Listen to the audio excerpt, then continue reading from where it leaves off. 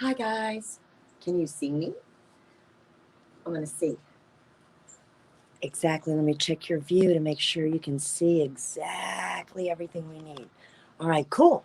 So, hi, happy Saturday. And welcome to Nugtopia and Hemp4Water's Saturday Adventure. So there's a fundraiser. You can see the little ticker going below. So help Steve out a little bit. He's gonna tell you some more about Hemp4Water in a little while. But I get to open up the show tonight, and I had this brilliant idea that we would cook outside. I guess I had it a couple of days ago when it was a little cooler, so little did I know that it would still be a little warm. So the fan is on, and the grill is on, and we're going to have some fun tonight.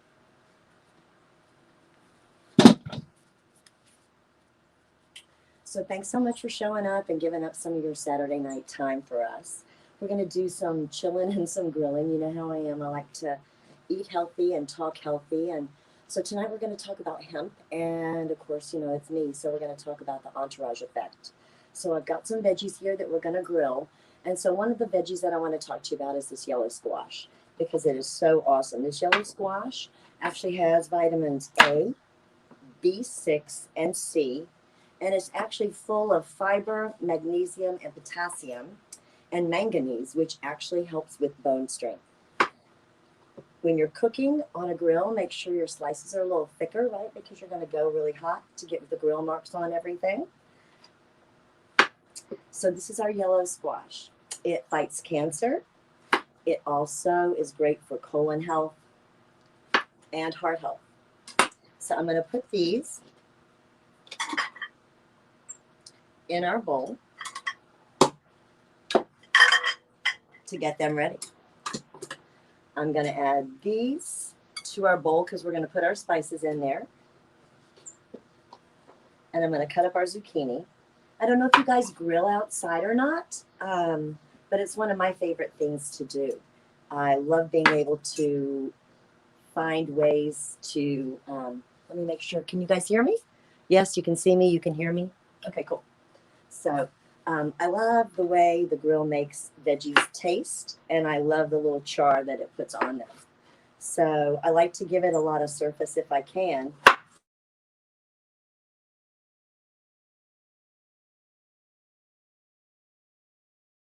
Easy to do. So this is zucchini now. It's also full of antioxidants, so you know that that's also what hemp has. So you know that that's also an entourage effect for us. Zucchini is amazing because it lowers your blood sugar. It helps lower your blood pressure. It actually helps with vision, with weight loss. Everybody that's got a little extra COVID with them, right? Which is a little bit of all of us. And it's actually got iron as well. I'm going to throw in these peppers, which we love, and peppers are filled with vitamins.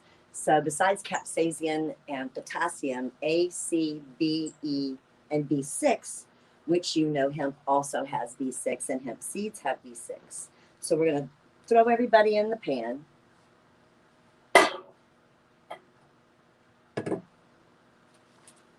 And I'm also going to add some eggplant, but I wanted to let you know if you choose to use eggplant, whether you're grilling it or whether you choose to use it inside a dish, it's always really important to salt it and then let it rest for a little while because it's awfully moist. And so the salt will help it sweat out a little bit and leave the juice on the bottom of the pan. So we've got our eggplant, yellow squash, we have our zucchini.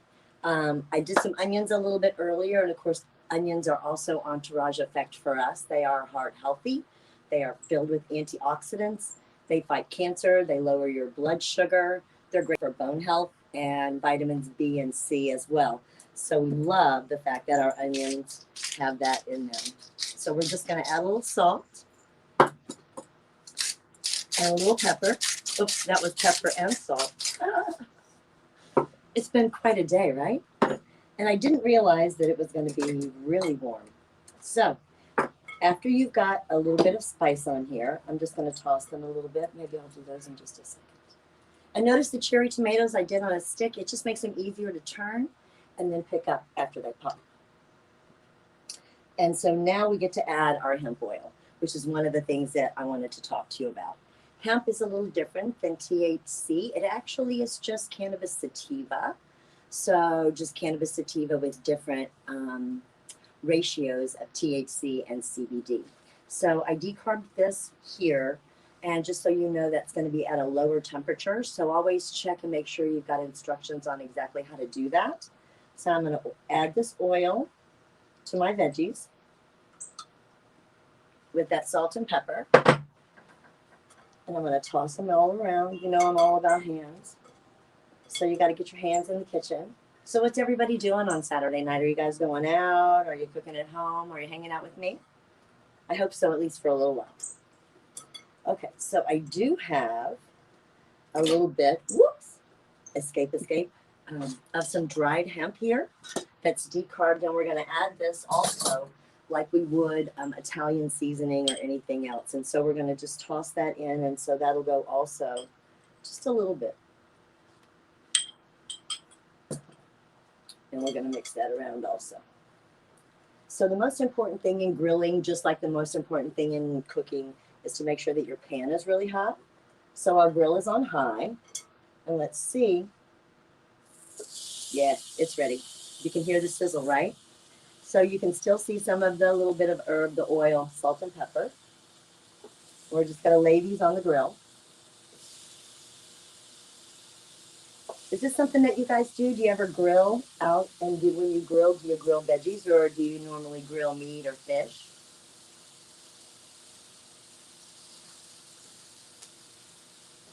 Cool. So I'm going to put the peppers on, put the rest of the squash on, and the zucchini, put the eggplant on. And you can see the colors are like the colors of the rainbow, right?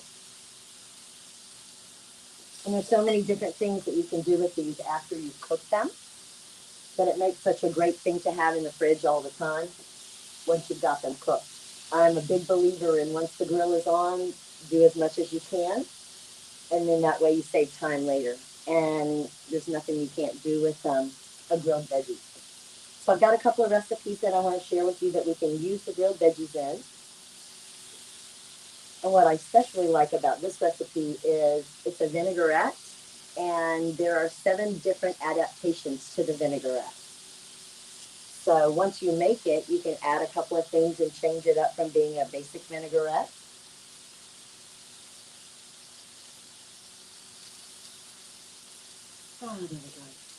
to being Italian or Greek. You can even add a little bit of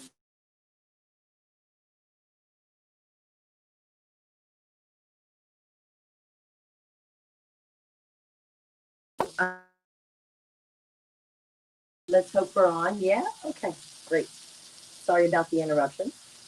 All right, so one of the things that I like to do with the rest of the oil in the pan is go ahead and add just a little bit more for the second side. Add just a touch more hemp oil. I wish you could smell this. And see, you can see the little bit of oil that's left.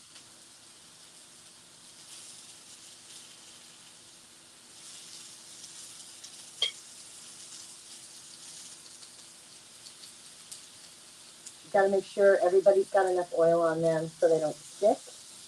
An eggplant tends to absorb whatever is on it or whatever it's on. So make sure that you get a lot of good seasoning on the eggplant.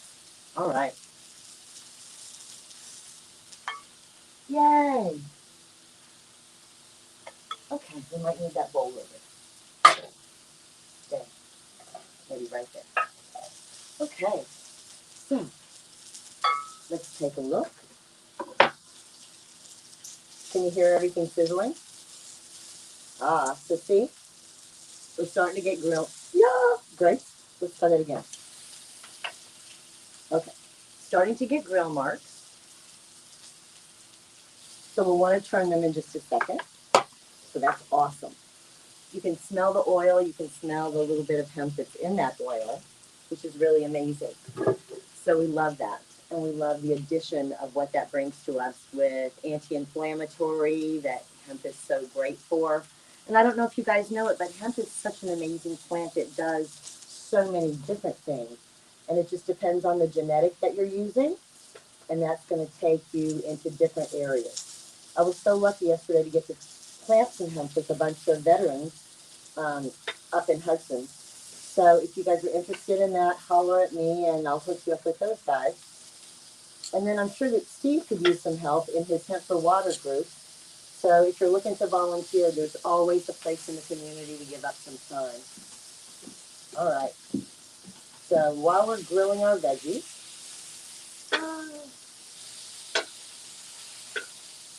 see?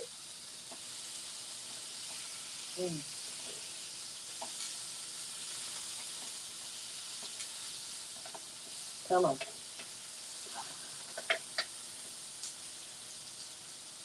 Only when you're stoned, right?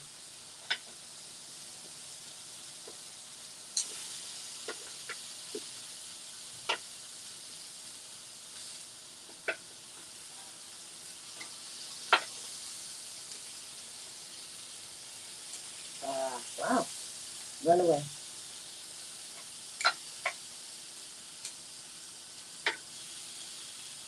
So I don't know if this is something that you do regularly, but I'd really like to suggest that you give it a shot. It smells amazing. And I want to talk to you about the different salad dressings that you can make and different ways that you can infuse a salad dressing that you can keep in your fridge at all times. One of the great things about this dressing or any other kind of vinaigrette is once you get the basic recipe down, it's super easy to transition it into something else because as you see here, there's 3 different kinds of vinegars. So I have red wine vinegar here. I have just white distilled vinegar here, and this is a balsamic. And you can use any of these. You can use a champagne vinegar. So whatever vinegar you use is going to affect the way that your salad dressing is going to taste. Same as with the different herbs that you use, whether you're using Italian seasoning or honey mustard or something else along those lines. Whatever you choose with vinegar is going to have a big deal with flavor for you and the direction that that flavor will take you. So if you wanted to go a little Asian, you could certainly use, like a rice wine vinegar and then use a little bit of your oil and then add just a touch of sesame seed oil. That would be really nice. Change up the flavor a little bit for the dressing.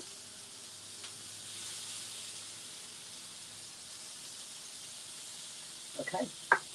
So the best part about the dressing is, again, no matter what size you decide to make, the proportions are the same. So our ratio is 3 oil to 2 vinegar. So if I choose a cup, I do 3 cups of oil to 2 cups of vinegar. Or if I just use this little one, I'm going to use 3 of these of oil and 2 of these of vinegar. So even if you don't have a measuring cup or a measuring spoon, and let's say all you've got at home is a mason jar, you can still figure out what 3 of these and 2 of these are, and you can successfully make a vinaigrette salad dressing.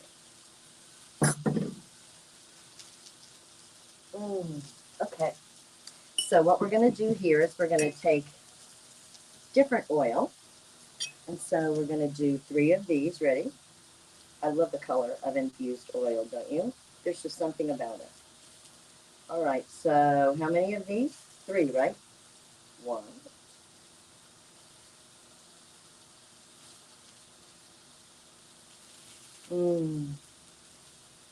Great smell. 2.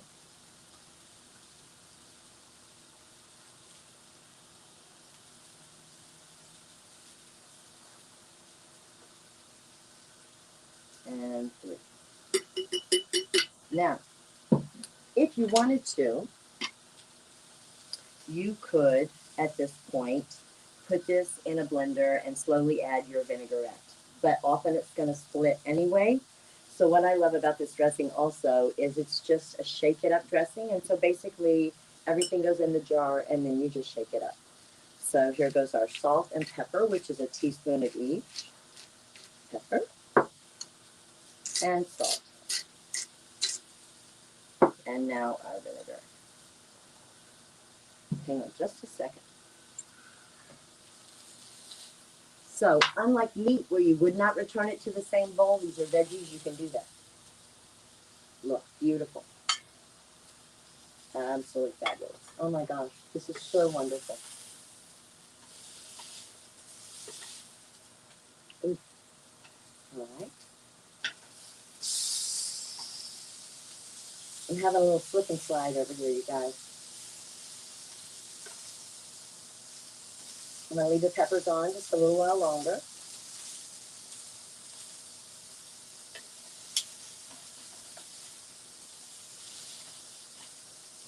Can you see?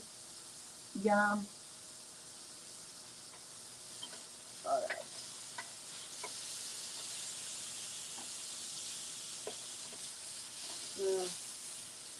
The eggplant looks so beautiful, right? You can see it's still really moist. So I'm going to let this other side cook for just a couple minutes.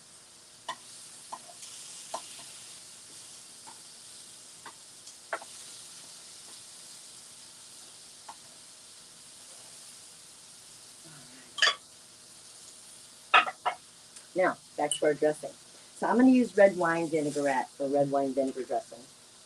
But again, you can change the profile of the salad dressing by whatever kind of vinegar that you choose to use. So remember, we did 3 oil, so we do 2 vinegar. We already have salt and pepper in here. So that is your basic salad dressing. It's super simple. 3 oil, 2 vinegar, salt and pepper. I have 8 different adaptations that I'll upload for you guys and show you different variations. Tonight I'm going to do one real quick one, which is the Italian one. So I'm going to add a little bit of red pepper flake. I'd say probably, 6 or 8. And this is Italian seasoning, so you're going to want to have about a teaspoon.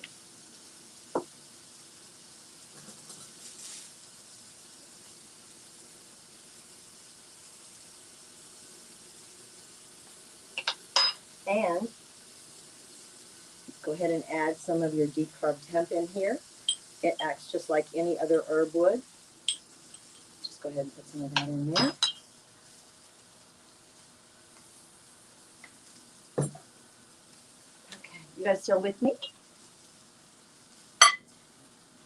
All right. Everything's looking super yummy. And believe it or not, it's not easy. You've got salad dressing. Or you've got a great marinade for steak, chicken, pork chops, fish, right? And if you don't have any vinegar, you can always use lemon juice or lime juice as that acid, and that also works really well. So I'm just going to finish getting these pieces of zucchini off of here, and the rest of the eggplant.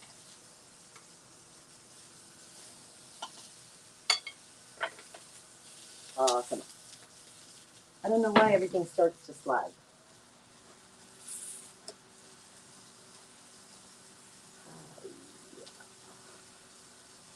Turning the super hot grill off.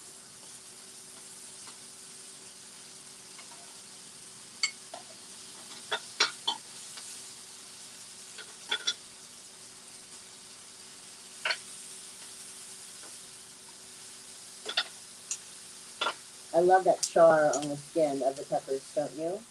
Isn't that gorgeous, right? You can see that.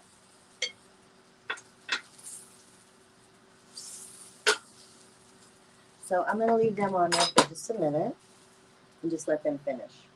So we have our veggies now, and they are all grilled up. I'm going to let them cool down for just a second and show you a couple of different recipes that I made earlier, things that you can use these salad dressings and these veggies for. So I did a couple of different things for you to look at since we're keeping it healthy.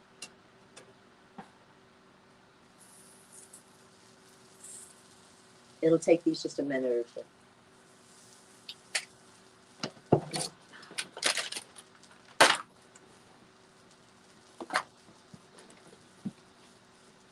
So I made a couple of different things to show you. The first one is a cold wild rice salad. You can serve it at room temperature or you can serve it cold. I just kept it cold because I figured, it's like 90 degrees outside. So I just cooked some long grain wild rice, which is much healthier for you than just regular rice.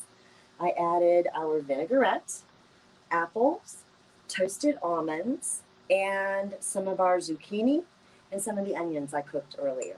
So this is a great way. We've got our little canvas leaf in there. Yeah, can you see that? Yay! So healthy rice salad. You can have this as an entree if you wanted to add a little hemp seed. That adds some extra protein, so that gets you just that level up. So one step further up. So that is a wonderful thing to have either for lunch or for dinner or as a side if you'd like to do that. But again, it's a wild rice salad with chopped up apples, which how great is that? It's fall, right? So it's apple season. And I'm going to move these over so I can show you a couple of other things. How's everybody doing? Are we having a good time? It's Saturday night, right? Yay! All right, so the next thing that I made is a pasta salad, which is such a huge thing for most all of us, right? We all eat pasta salad. And like I told you, when I got the grill on, I don't see why I wouldn't go ahead and try a little bit of everything. So I chopped up some celery earlier and left it cold and raw because I like to keep a little bit of a crunch, right? You want different textures. So the pasta's going to be soft. Some of the veggies are a little soft. And so I'm just going to dress this with a little bit more dressing. Yeah, Grace.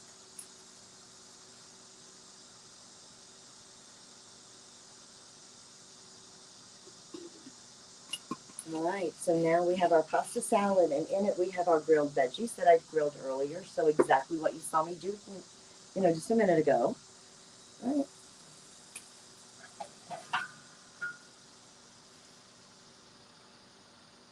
It's absolutely amazing looking pasta salad. So let me see if I can get some of the veggies so you can see them.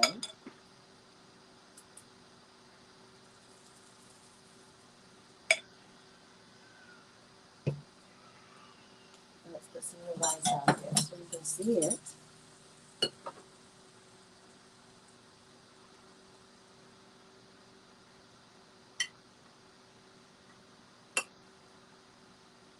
I love the apples and the wild rice, the toasted almonds, and then that flavor of the hemp that's in there. It's really just wonderful.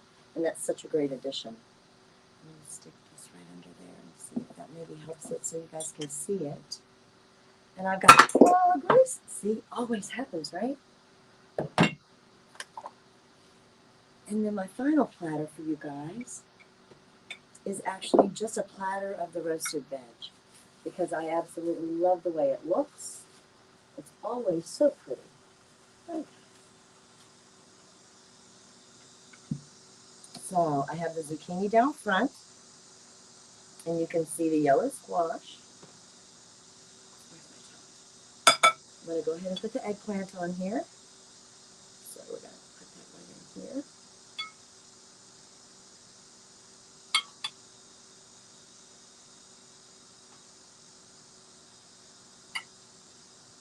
And some of our peppers.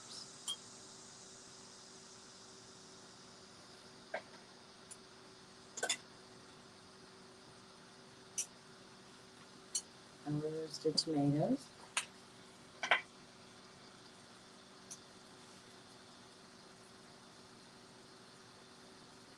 And then one of the things that I like to do, my last favorite thing when I've got veggies like this that we've just pulled out of the oven, I'm going to do just a quick drizzle again with some oil.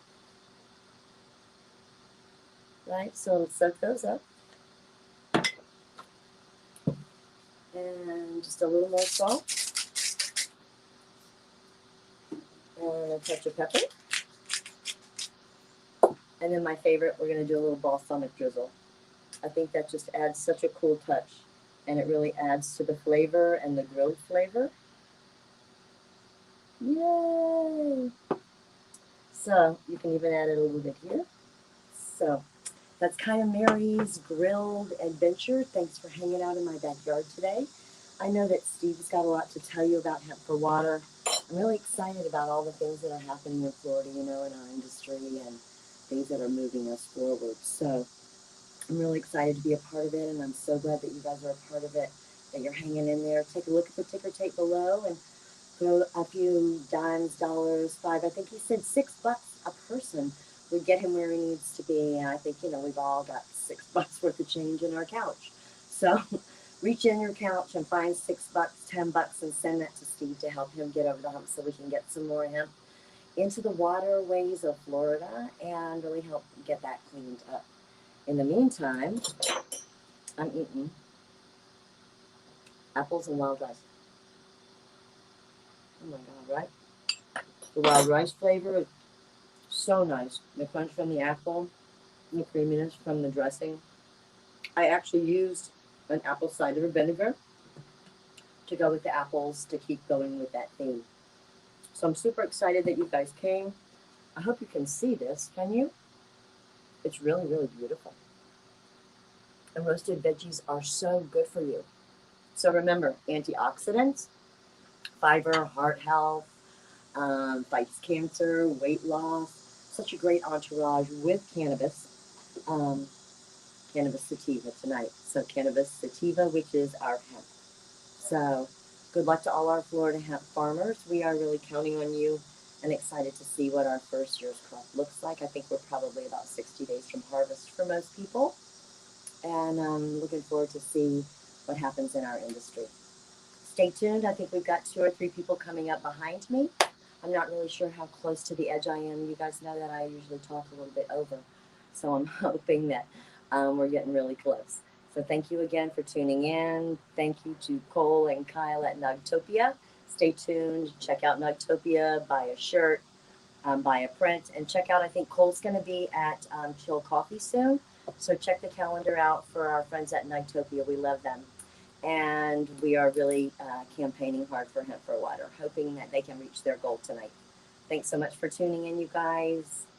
Thank you so much. Happy Saturday. Peace, and grill some veggies, will you? Have a good night.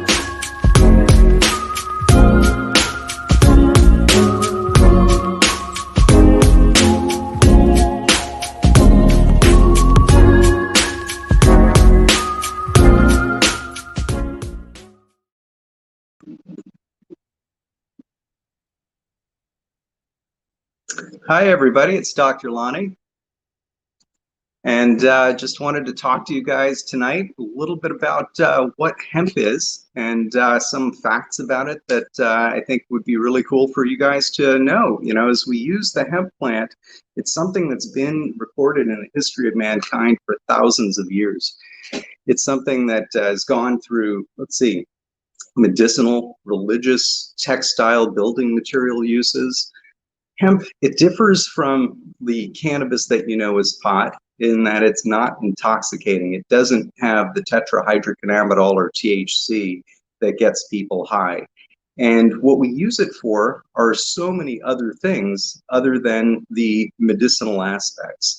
So, you know, did you guys know that at the beginning of the 18th, 19th century, the founding fathers of this country and farmers had to produce hemp in order to avoid getting into legal trouble? They had to stop getting, taxed if they didn't do that. So one of the things that's really important is to understand the history of this and how this works into our bodies. Let me give you a little bit of a history on the human body. We have something that's called an endocannabinoid system. It's really a system that gives our bodies the control over everything, including the brain chemicals, neurotransmitters, our immune system, pain functioning. And when we have building blocks, which our body produces, they're called endogenous cannabinoids. These things sometimes come to an imbalance. Now, there's a unique plant in nature, and it's the cannabis plant that produces a substance that is called a phyto or plant-based cannabinoid. And these are uniquely made to fit into our receptors in our body. Now, it's not just humans. This cannabinoid system, the endocannabinoid system, is in every mammal on the planet.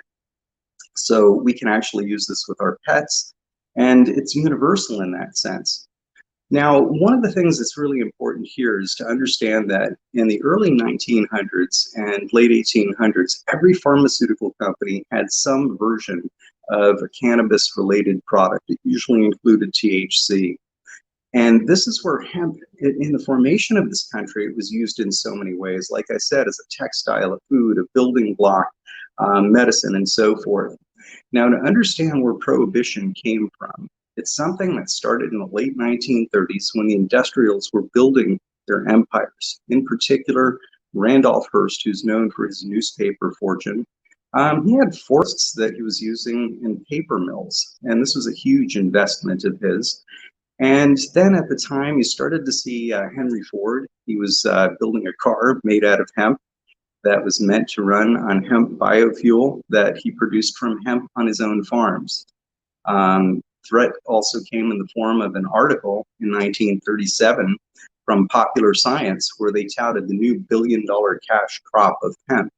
So this is where he went into full tilt, where he started this propaganda machine with his newspaper. You know, there's really no way for people to, debunk what he was saying. That's where he used his funds to create the movies like Reefer Madness. So that's where this propaganda came from. So just understanding that that's really the background of this. Now, there are many different uses for hemp. You know, some things that we can just cover right now. Hemp, it's a great food. It's something that people, you don't realize how complete of a food hemp is. Most people think pot, they think of getting high or they think just CBD. But it's actually a complete protein. It's something that when you look at it, has very high amounts of protein per volume of mass.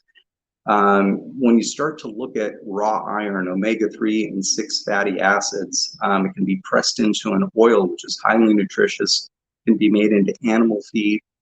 You can sprout these seeds and then make hemp sprout powder, which has got even more positive things like chlorophyll and other cool substances once the seeds sprout. Leaves can also be used as a leafy green, and they can be juiced. You can eat them in salads. They're just amazing. The amino acids are comparable to what you get in eggs, meat, soy, and milk.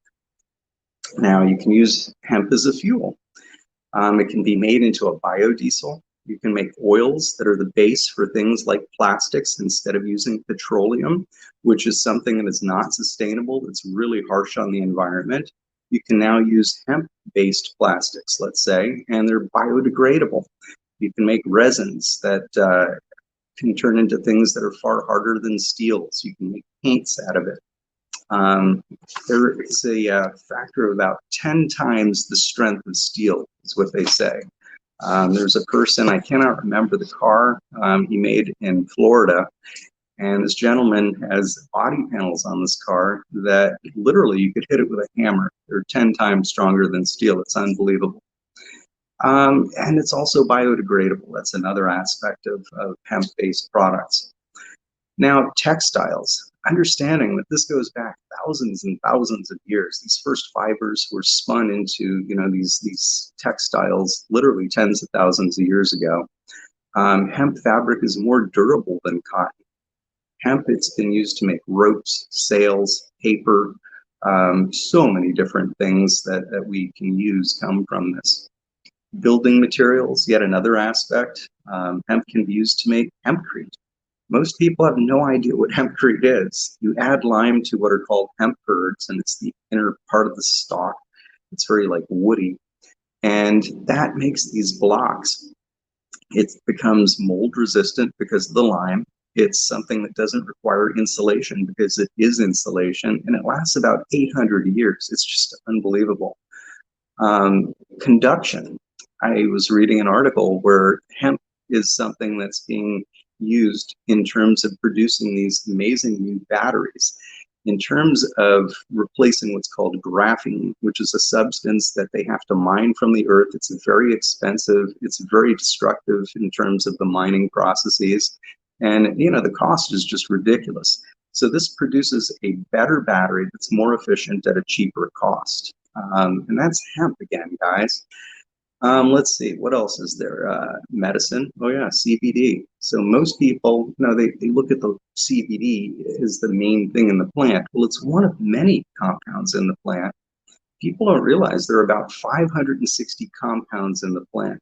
About 160 are cannabinoids, major and minor cannabinoids, and the rest are what they call terpenes or terpenoids, cannabinoids and flavonoids. Then you have chlorophyll and other compounds like that. But the main ones that we know of, they have properties that have been studied in other parts of the world in animal studies. And in my own research, I found that there's a stacking effect in the plant, which is really cool. So when you start to see things in that sense, it's not what I refer to as a silver bullet, which is what I guess when you start to look at pharmaceutical company approaches, they take something from nature, they isolate one molecule, and they make a medicine out of that. And it may do that one thing really well, and it may not. And then it causes other problems. Cannabis doesn't work that way. They started to understand it. There's a Dr. Ethan Russo that did a lot of research on this in the past couple of decades, 20, 30 years, and famous article called Taming THC, where he really talks about the cannabinoids, the terpenoids, and this is where the term entourage effect comes from, which refers to the synthesis, where it's the synergy, everything works together and it works better together. So this is something that I really look at in terms of the way I work with the plant. I prefer products that tend to have everything in it rather than isolating one part of the plant for use. Just looking at some of the other things in this in the medicinal aspect, some really cool new things that have come up in the past year or two. The people at Hebrew University, Dr. Raphael Mechoulam, who found out about CBD and the receptors back in the 1960s, they have stabilized the molecules. So now we can actually take what are called the acidic compounds, which are the parts of the plant that have not been through heat changed. So for example, THC, when it's not heated, it doesn't decarboxylate or turn into the active or psychoactive intoxicating form of the plant, and it has a different way of helping us. The same thing with CBD. CBDA, or the acidic form of it, has a different way of working, and at small doses has really powerful results. So we're starting to understand it. We do need more research, and this is something that I'm hopeful in the next couple of years you're going to start to see the decriminalization, the rescheduling of it, and it's going to be something that we can actually learn a great deal about in a short time. Moving on with this, looking at another cool aspect, the hemp plant is called a phytorestorative plant. It's something that removes toxins or impurities from the soil as it grows. So hemp actually, it benefits the ground. So not only does it grow, but it cleans the earth behind it and makes it something that's rejuvenated for the next crop. And farmers refer to this as a mop crop, which is something that cleans out all the toxins from previous use of, pesticides or what have you. And that's also something we have to be careful about. Just to pay attention that whenever you do buy CBD products, you do look at COAs, certificates of authenticity, so that you can pay attention and make sure there's nothing in it that shouldn't be there. Every product that you buy should have access to that, some kind of code or some packaging that tells you that it's GMO practices. Organic is probably your best bet. So getting back to this, it's something that also helps with the ground in the sense that it prevents weeds. It loosens the soil because of the way the root structure of the hemp plant is. It can be grown repeatedly in the same fields, which is not something that's common with plants. They usually have to rotate fields, so this is called a monoculture. In 1998, there was a study that identified hemp as an environmentally friendly plant.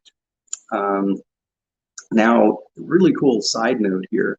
Did you guys know that in Russia, at the place where the Chernobyl accident was with the reactors, they're using hemp plants as a phytorestorative project to remove the radioactive isotopes from the soil, water, and air. And it's so cool to see that this is the same process that the Hemp4Water guys are using with their project. I just love it. This plant is really cool.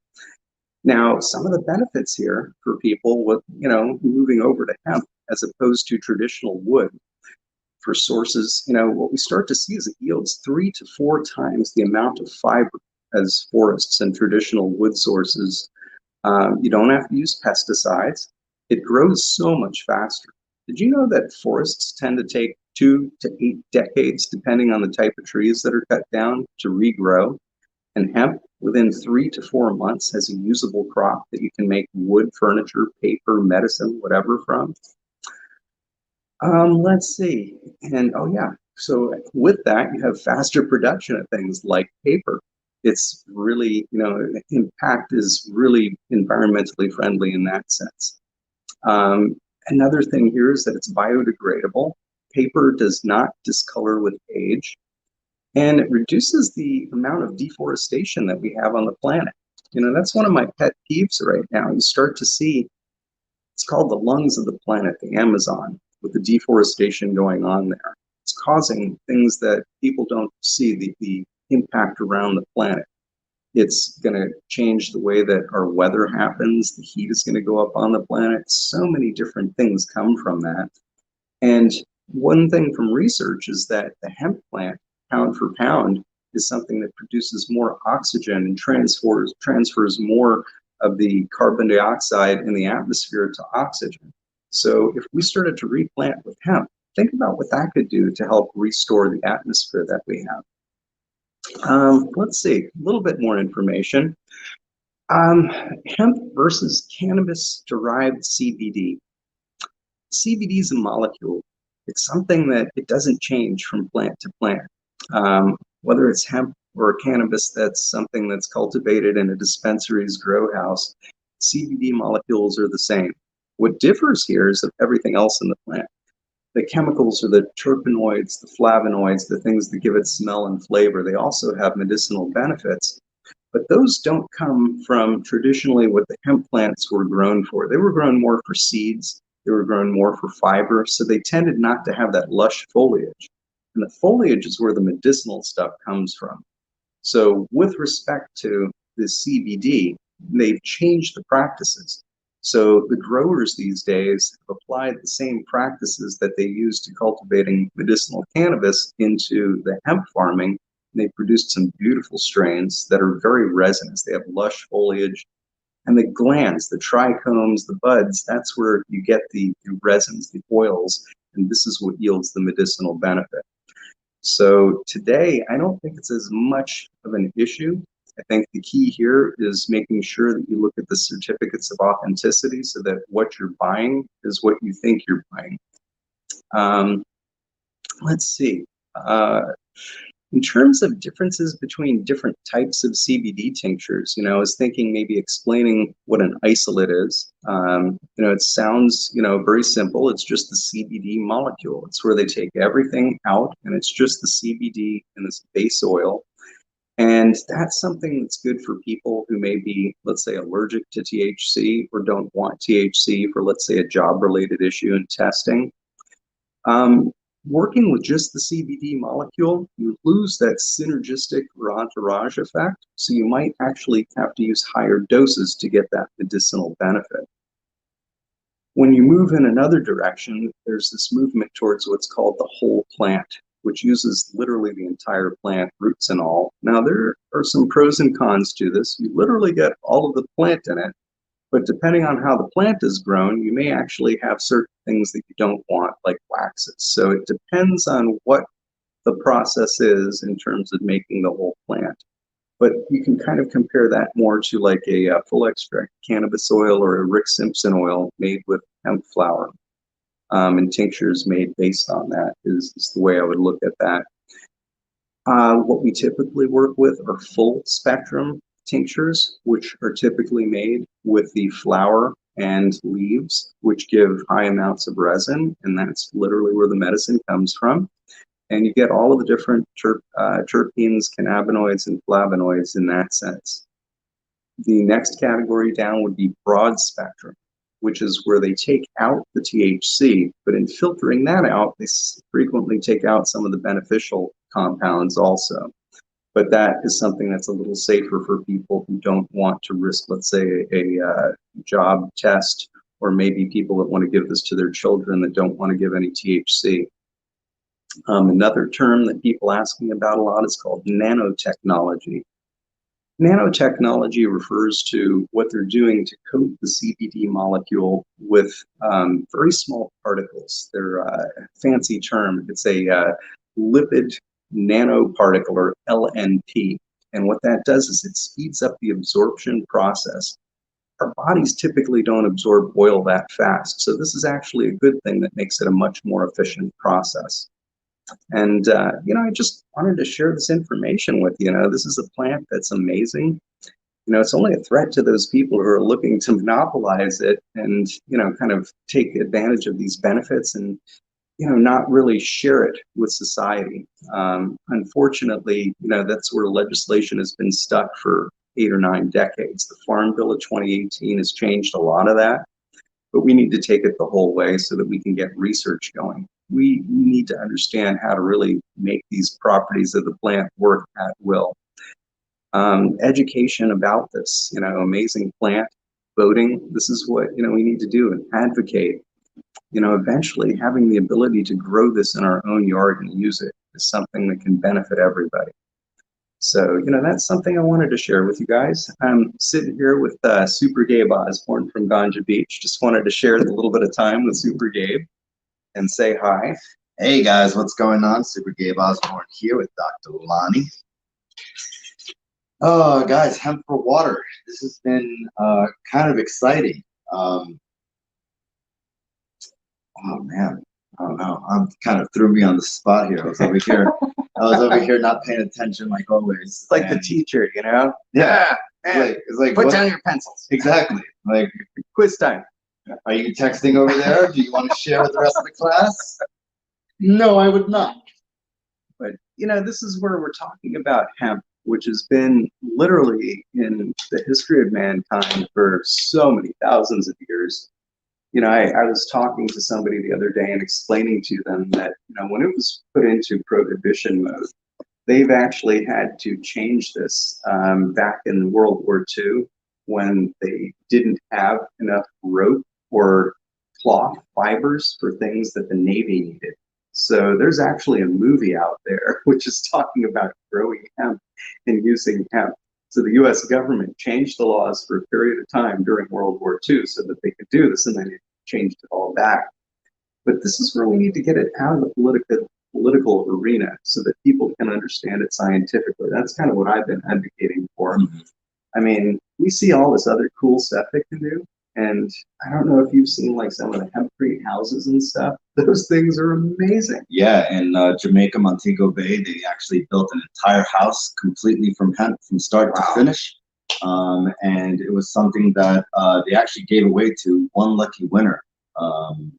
They actually threw like a contest and they actually gave it away That like is a cool. sweepstakes. So that way someone could actually live in the very first house completely made of hemp. That is cool. Yeah, so just really neat stuff. It's unbelievable that, you know, when you go to, I've been to Colorado and I've been to some of these events, and I went to like the hemp expo, and they just show everything from, you know, the textiles, you know, right after they've extracted the CBD and all that other stuff, after they squeeze it all out of it, they're left with the fibers of the plant, which before we used to just throw them away.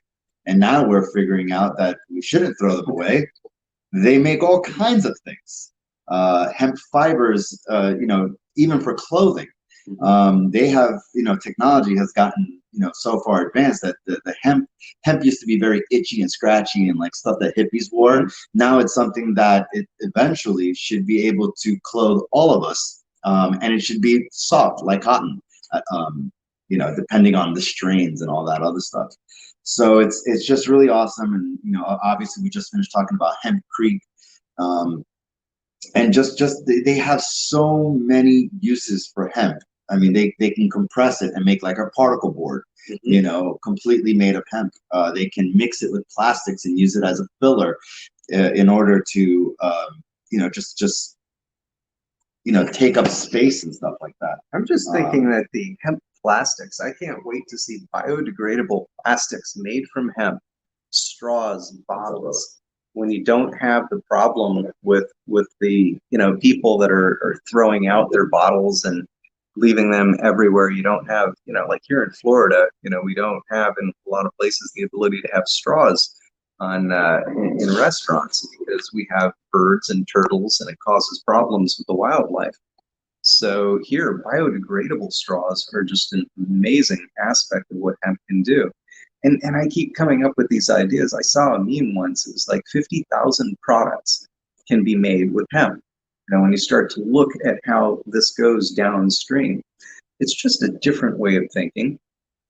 Changing is not a bad thing, but the industries, unfortunately, are rigid and inflexible because they want to hold on to the profit shares and what have you. Retooling costs money.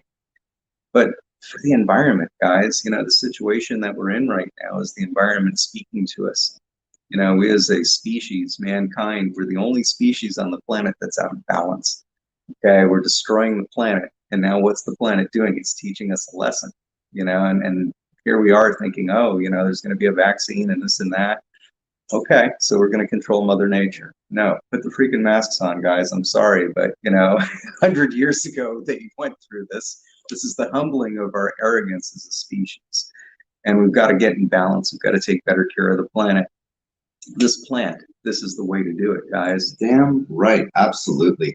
And guys, you know, just we have a very couple minutes here, and just want to use this time to mention that we are going to be doing a giveaway. That's right, a giveaway. Nugtopia is going to be giving us some artwork that they're going to be giving away, along for Hemp4Water, who has some awesome swag that they're also going to be giving away. And we also have an auction held by Nugtopia as well, where we're going to be giving away 2 art pieces, and they could be yours today. So make sure to see us tonight for that. I believe it starts at 9. And that is something that we're just really excited about that. Also, up next, we got Steve from Hemp4Water. He's going to be doing the next segment, which is really awesome because, you know, without Steve, we wouldn't have this show, this program, this virtual event. I love that project. I saw the floating islands of hemp, and what a genius project that is. What a great idea. I mean, dude, seriously, you know, props. Yeah. That's awesome. So we're going to stay on. We're going to check out Steve because we want to know more about what's going on. Maybe we can throw in some questions in there. Make sure to throw in your questions in there, and that way we can just see what's going on, and we can see what Hemp4Water is, and we can really find out how we can help more and bring awareness to Hemp4Water. Yes, indeed. Yeah, man. Guys, it's been fun. I've enjoyed talking to you, and if we can be of any assistance to you, we've got Gabe from Ganja Beach, and I'm Dr. Lonnie CBD, drlonniecbd.com, and you can send us emails. I'm happy to answer questions. We do have some shows that we're working on, Ganja Beach Medical Center, another way that we're trying to give back to the community. So this is something, you know, we're just trying to help educate. Couple of things that are just, you know, really dear to me right now. Guys, we're less than 6 weeks out from an election. Make sure that you vote, exercise your vote, pay attention to talking to politicians and letting them know about your feelings about hemp and cannabis. And, you know, this is where, you know, we're here to, you know, really kind of help each other out. So please share this information with your friends and educate them. Absolutely. Guys, thank you so much for joining us. Again, next we have Steve from Hemp4Water. And guys, join us on Ganja Beach Media, ganjabeachmedia.com. And that's where you get to find Dr. Lonnie CBD. You get to find Ganja Beach Nerds. You get Ganja Beach Medical Center. You get Ganja Beach Cooking. That is going to be an awesome. I've been recording those guys, and they are coming out with some awesome recipes. They're coming out with all kinds of things. So Ganja Beach is always coming out with all kinds of things. So make sure to check us out, and we will see you later tonight for this auction and this giveaway. Guys, have a good night. Thanks, guys. Have a good one. Bye.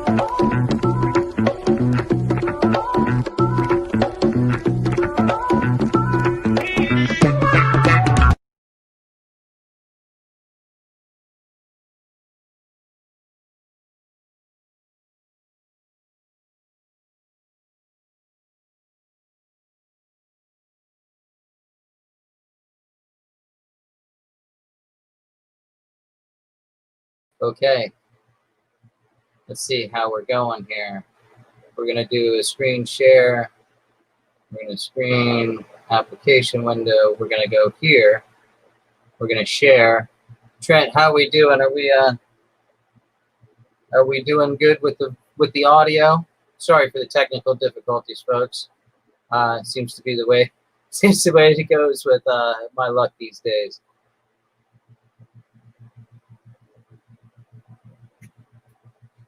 Give me just a second. I want to make sure. Okay, we're good. I got the thumbs up. So we're gonna get back to this and get going.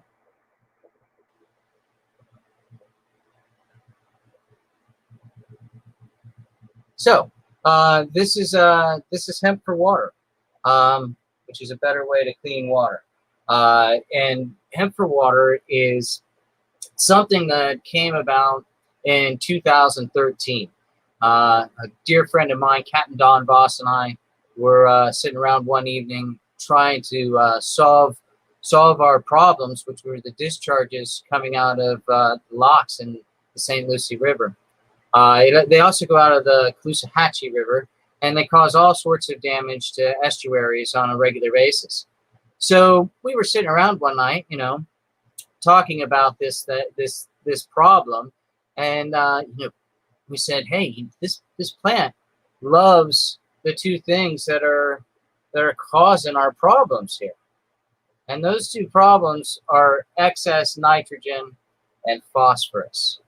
And these two nutrients are responsible for the overload within the ecosystem. It's a lot like your fish tank, right? If you get too much nutrients in your fish tank, overfeed it. You know, in a couple of days, you have an algae bloom. Well, that's what happens with too much nitrogen and phosphorus. And when you get that, you get something like this.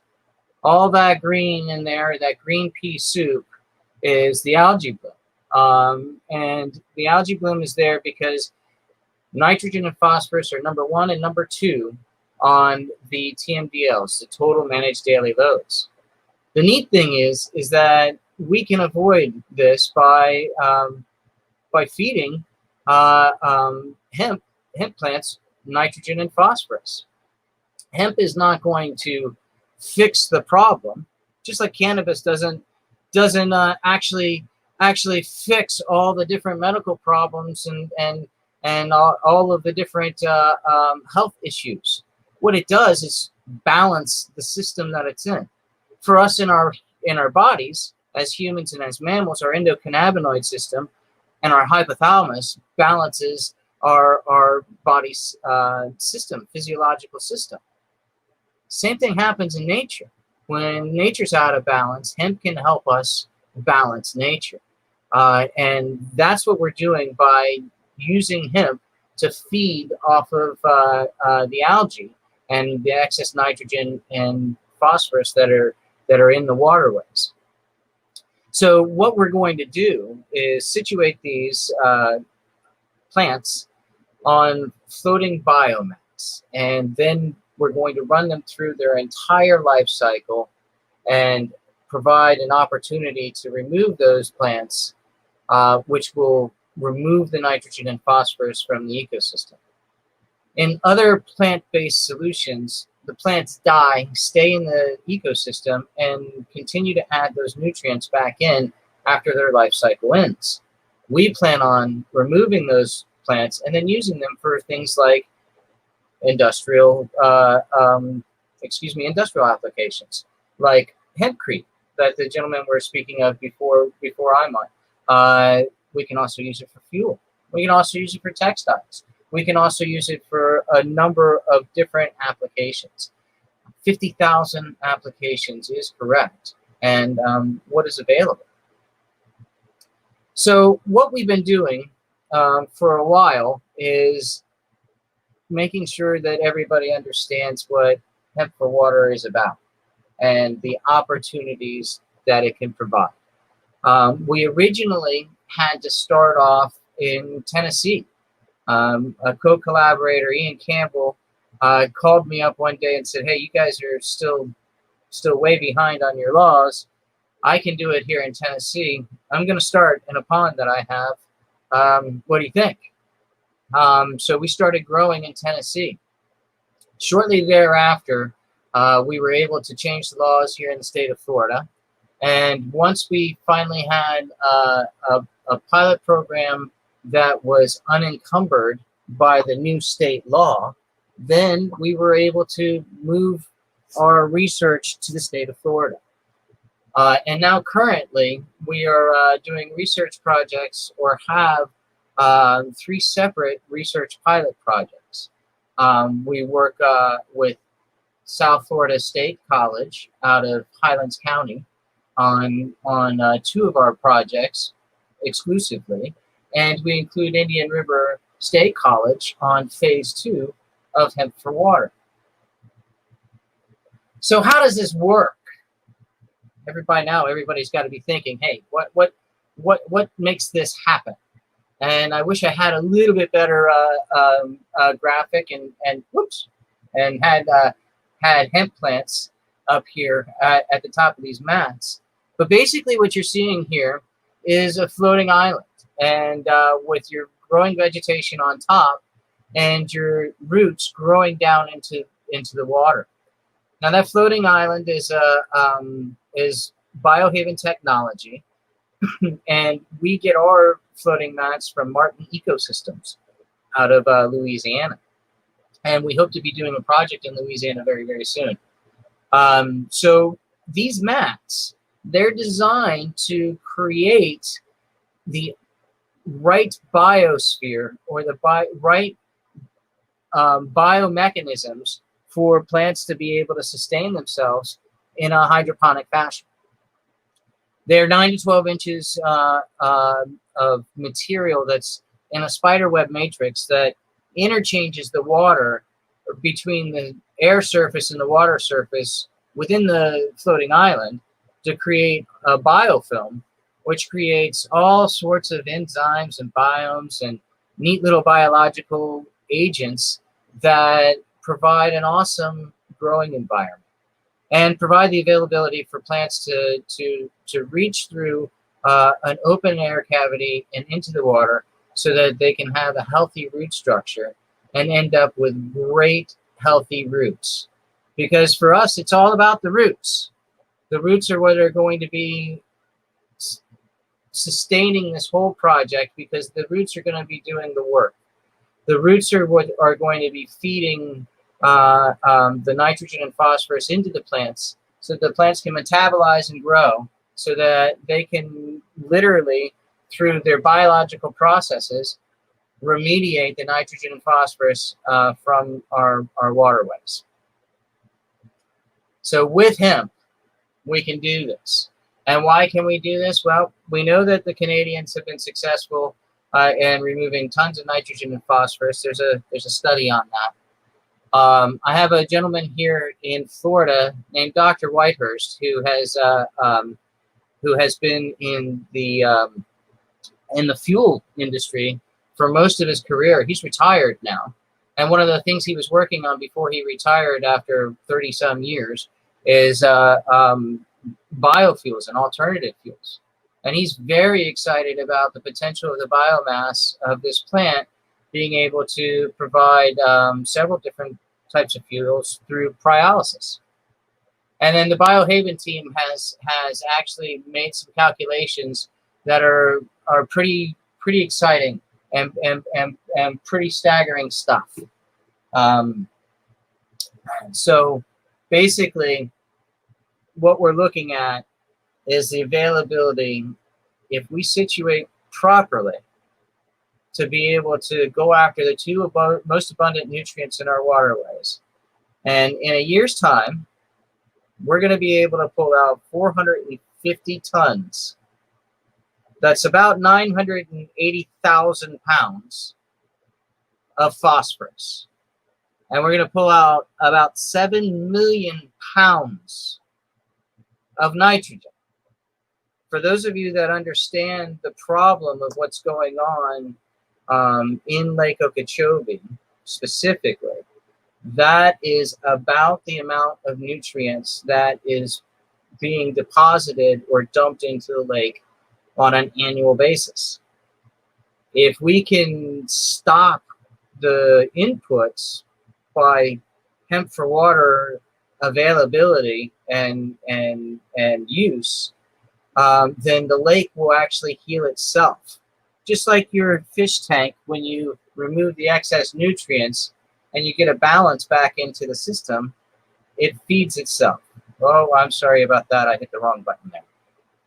So what does it take to remove this kind of metric ton of nutrients? Because believe me, nobody else that I'm aware of is talking about removing metric tons of nutrients from our water columns on a yearly basis. And the reason why we're going after Lake Okeechobee is because, well, it's ground zero. And it is the largest collection of our problem. And it is our collection point for the entire state.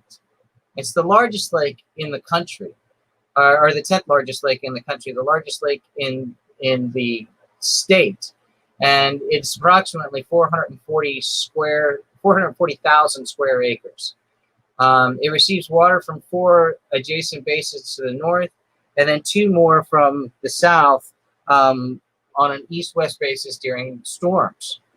As I said, it is considered ground zero, and the source load for nutrients that are dumped into the neighboring waterways, mainly the Caloosahatchee and the St. Lucie River. The Caloosahatchee is on the west side, and the St. Lucie River is on the east side. Now, I mentioned before, we got involved in Hemp4Water in 2013 because a number of us were called into action because of that summer was one of the worst in years. But what everybody has to understand is that this is a system that was created in the late 20s. Well, really in the early 30s. But in the late 20s, 28 and 29, we had back-to-back hurricanes that just decimated the state, and they were horribly destructive and killed thousands of people. And in one of the hurricanes, there was actually a massive flood that drowned over 3,000 people at one time. And basically, the lake was deemed a flood hazard, and for a couple of other reasons, it was then diked off by a 10-foot earth berm dike that goes all the way around the perimeter of the lake. And that dike has to be maintained. If it goes above 17 feet 1 inches, that dike pressure load is too much, and they have to start discharging. If it goes below 12 feet, they have to start bringing water in to maintain the water, and drought is a problem with the lake as well. But lately and more recently, it's been too much, or an overabundance of water, and more so an overabundance of nutrients. Again, feeding the algae blooms and the red tide. So 1 square kilometer can remove 7 million pounds of nitrogen per year and 450 metric tons of phosphorus, and can help eliminate the destruction of $5.5 billion that occurs to the estuaries on the east and west side of the state. That was in 2013 alone. That happened again in 2016 and 2018. And it's going to happen again in 2020. You thought that 2020 was over with its fun stuff. Well, if anybody has been paying attention, they'll notice that the lake is almost in full bloom. One of the largest blooms it's seen in a while. And my research facility, my phase 2 research facility that we're going to talk about here in a second, sits right on the side of the Rim Canal. And I can assure you, they're dumping on a regular basis because our levels are fluctuating quite rapidly from week to week. But what we could do with 1 square kilometer is help remove all those nutrients, which would help recover a lost economy. And we are talking about a lot of lost economies that happen around the lake. And fishing is just the lead of that economy. But Okeechobee used to be a world-class bass fishery. And it can be once again. And the result of creating an ecosystem that supports that kind of reality is a positive for everybody that's involved.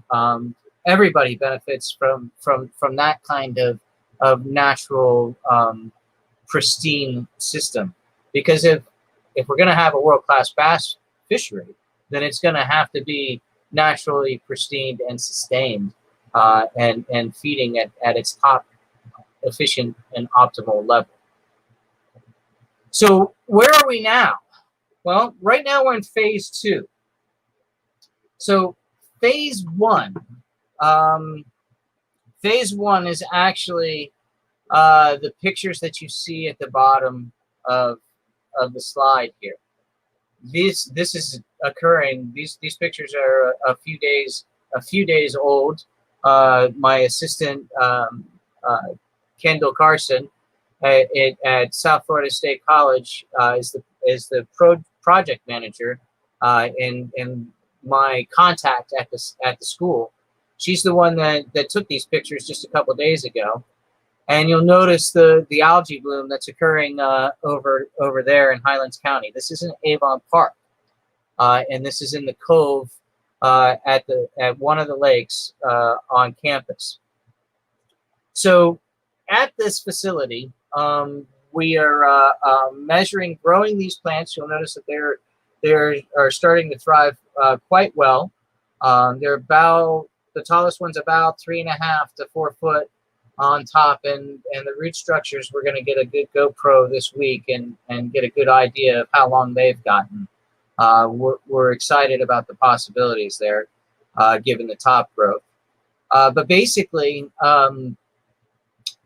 we're growing these plants out to a stable, consistent manner so that we can measure how much nitrogen and phosphorus a single plant will uptake in its life cycle. We have a full chemistry lab at our disposal, and we have a few different PhDs that are going to be doing the measurements and the science. I'm just the guy that talks about it and gives them the ideas of what to do. They're the ones that does the measurements and make sure that it's done on a proper and scientific method, and to the qualities and standards that go along with that. So we'll be utilizing a mass spectrometer, along with a couple of different other analyses to determine not only nitrogen and phosphorus, but a number of other data points that we'll be able to pick up since we're already there. However, we will be publishing our data and our materials on the nitrogen and phosphorus because that's our scope and what we're studying. So as I said, we're now in phase 2 because phase 1 is in its midpoint and we are beginning phase 2. And phase 2 is literally draining a swamp at the moment. We are on the rim canal of Martin County, about 5 miles south of the lake of Okeechobee Martin County line, and we have about 2 acres there that we're trying to drain. It's literally a swamp, a muck swamp, and it is a challenge to say the least, especially with the rainy season happening, and the storms that come off of the lake. We are, however, making progress. As of Friday, we actually got our electrical pole that we've been waiting for patiently since May. A month ago, we got our water, which we were also waiting for patiently since May.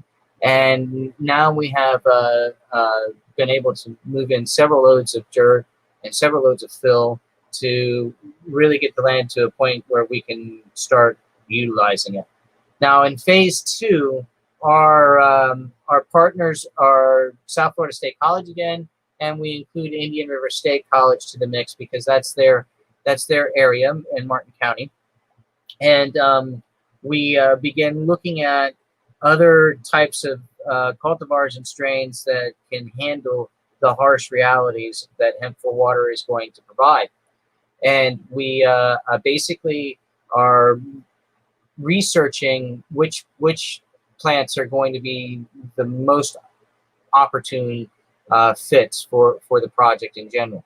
In addition to that, we're researching how to scale.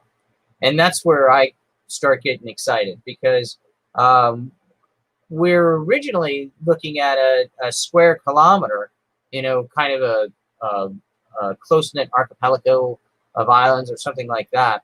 And the more that I thought about it and the more that logistics played out, the more I realized that we probably should keep these into several tiny crafts.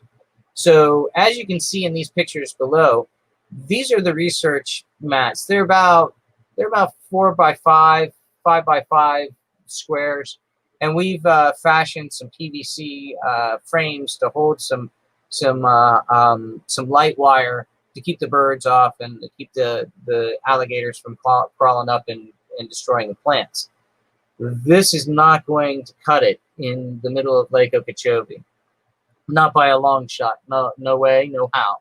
So we are redesigning our structure and our protective measures, and we're also going to go ahead and include some technology that's going to allow us to navigate what will become vessels, cleaning vessels throughout the waterways and throughout the lakes.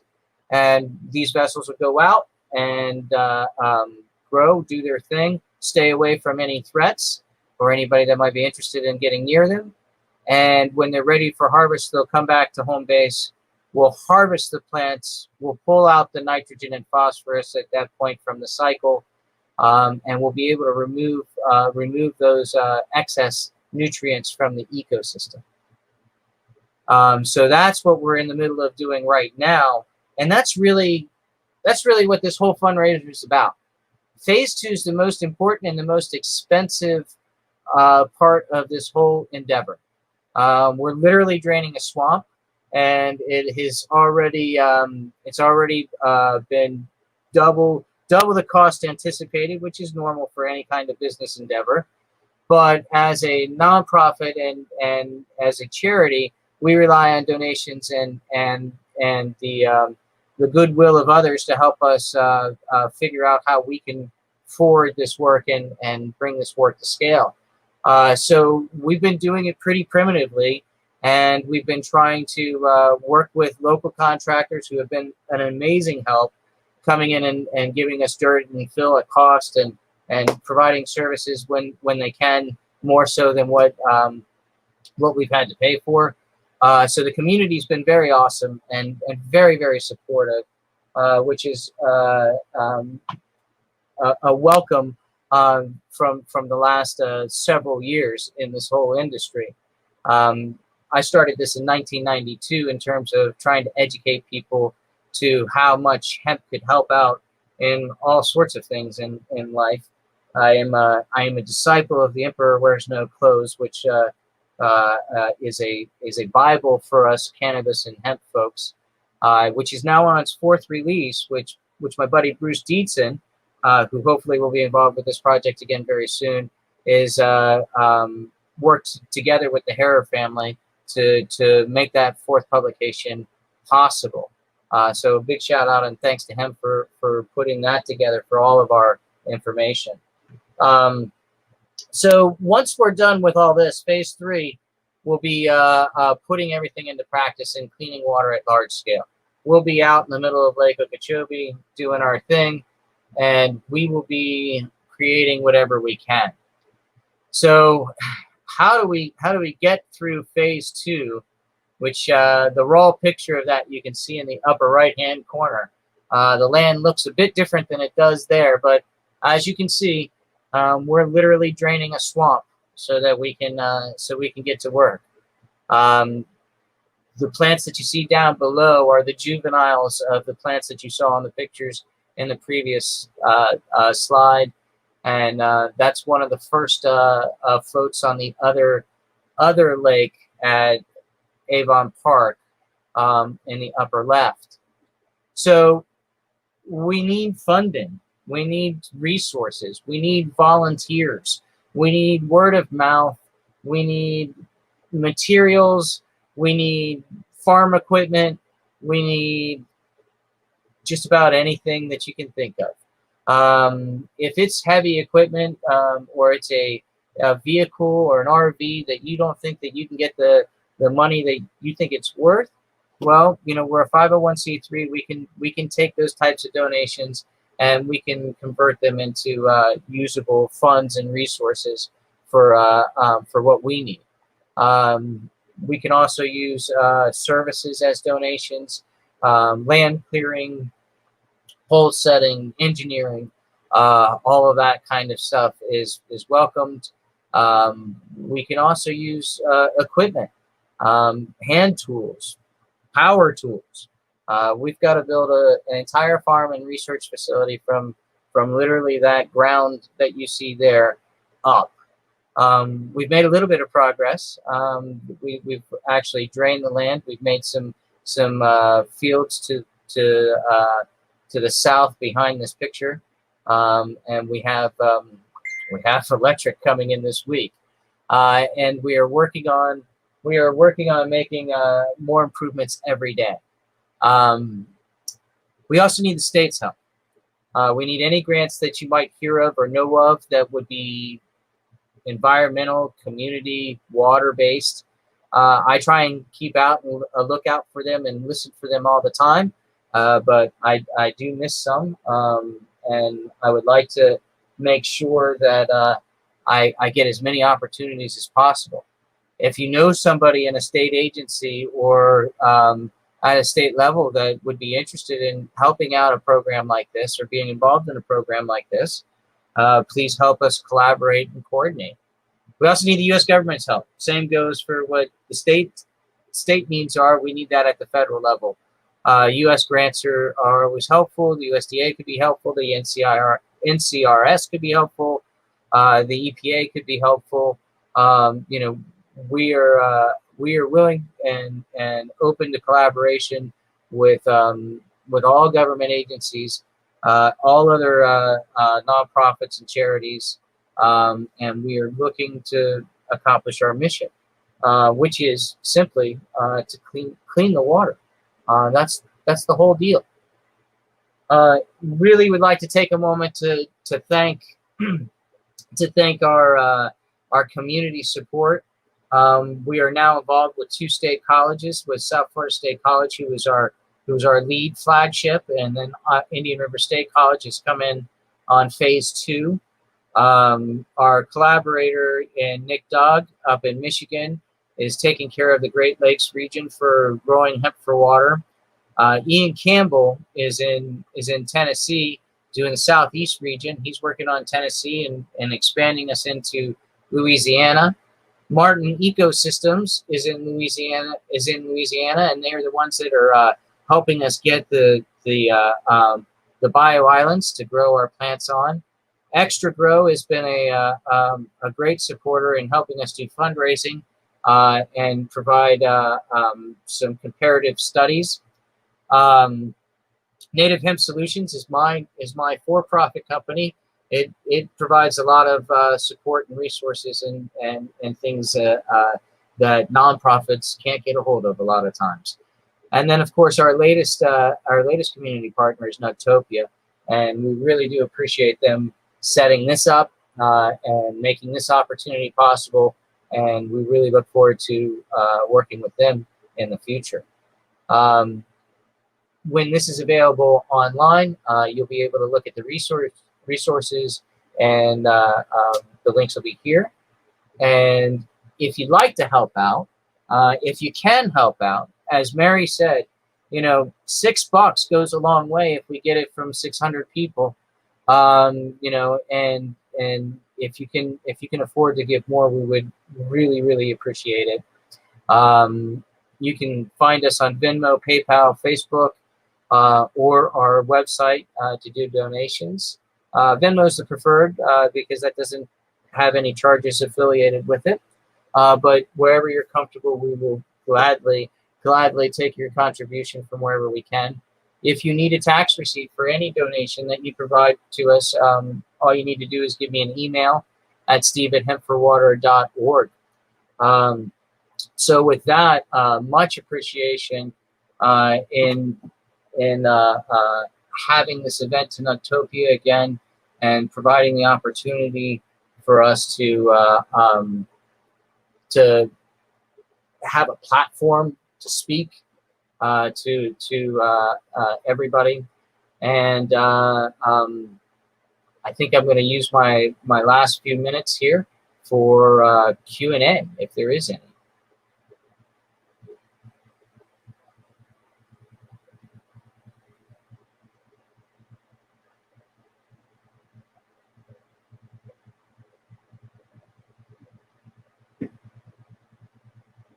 Not seeing any questions. So some of the bigger questions, they are, how is it that we're growing hemp in the water? A lot of times people feel that it's impossible to grow hemp in the water, and it normally would be, mainly because hemp doesn't like wet feet most of the time.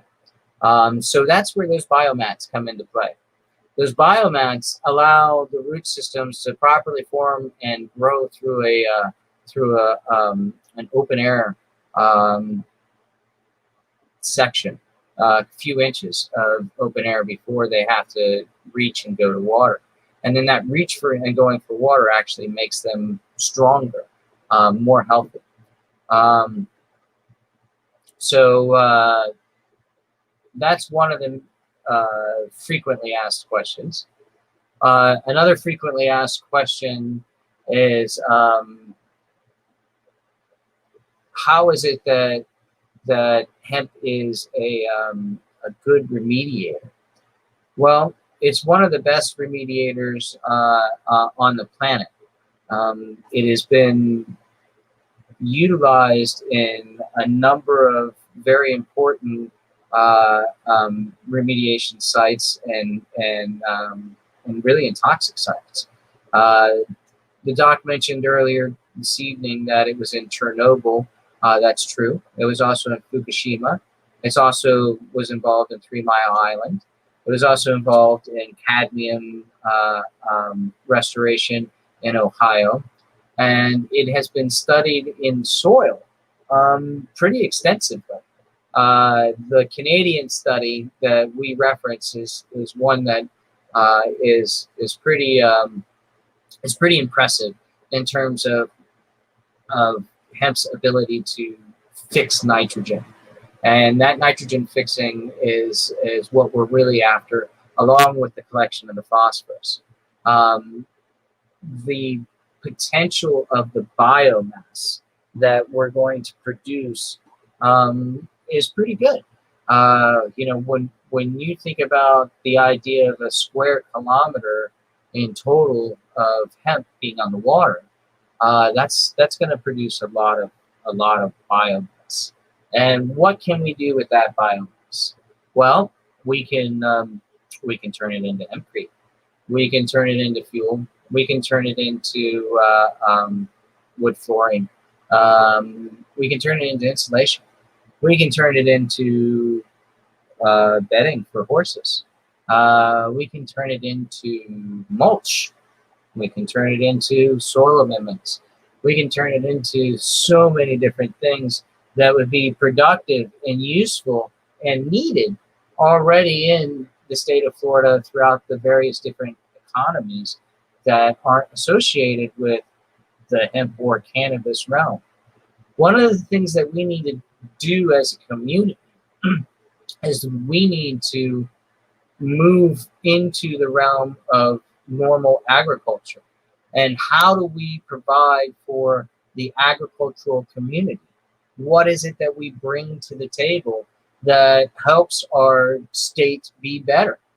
And that is what industrial hemp is all about. And one of the reasons why I personally have focused on industrial hemp in my attentions and focuses to hemp. And that is we need to build the infrastructure and provide the opportunity to replace the different commodities and products that are currently being made unsustainably and with materials that are unsustainable, and return to making those same commodities with hemp. Earlier, the doc mentioned that William Randolph Hearst was a main villain in the whole hemp conspiracy, and it is a hemp conspiracy. But the other villain was DuPont, and these two industrialists got together and decided that they were going to eliminate their primary competition. Their primary competition was hemp. They didn't really care that people were getting high off of it. Hardly anybody did. What they did care about is that hemp paper was a lot less than pine paper, and hemp rope was a lot less than nylon. And there was no way they were going to advance their particular business endeavors without getting rid of their competition. So they used the power of government to do that, and the people didn't pay attention. And the people were convinced for over 90 years that this was a demon weed that was harmful and horrible and the devil's lettuce and must be eradicated. And we've spent trillions of dollars fighting this very useful plant. And I want to close with, since everybody else did a little political spot, I want to close with a reminder to everybody in the hemp and the cannabis realm and everywhere else out there. The government has the power of knowledge. The people that control the government have the power to control that knowledge. Knowledge is power. If they tell you one thing in knowledge and you believe it, you've given them power. You have to question your government. You have to question authority. You have to question the science of what you're being told. Particle size matters, guys. It really does. And if a mask isn't going to stop the particles of smoke, certainly isn't going to stop the particles of a virus. So be healthy. Keep your immune systems up. And make sure that your own body can fight off whatever it is that it needs to fight off. And that you don't need to rely on government or its vaccines or its prescribed medicines. Because nature is the right to prescribe medicine. Not only for us, but for itself. And that's what Hemp4Water is all about. I hope you've enjoyed my presentation. I hope you enjoy the rest of the evening. And I hope that you help us help fix our water. Help us clean our water. If we can do this in Lake Okeechobee and Ground Zero, and we can make it happen, and I believe we can, then we can fix the rest of our state very quickly. And then we can fix the rest of our country. And then we can go from there. So thank you very much, everybody, for a better place and a better state. I appreciate everybody's support, and I hope that we can all agree that the politics we should really focus on is hemp. No red, no blue, no yellow, but hemp. And we can all agree on that. And hemp can help save our world. Hemp can definitely help save our country. And hemp is going to save our state. So with that, I'm going to figure out how to sign off here. And again, thank the Trent brothers for everything that they're doing. And hope everybody has a great evening.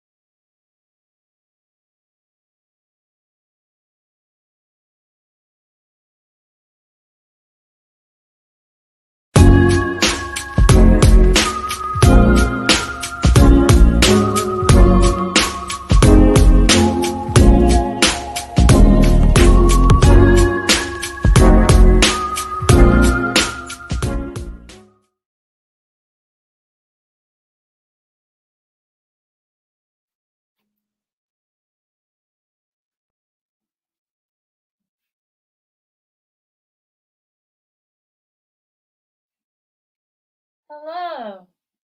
Hi. Not sure if anyone can hear me, but I am here.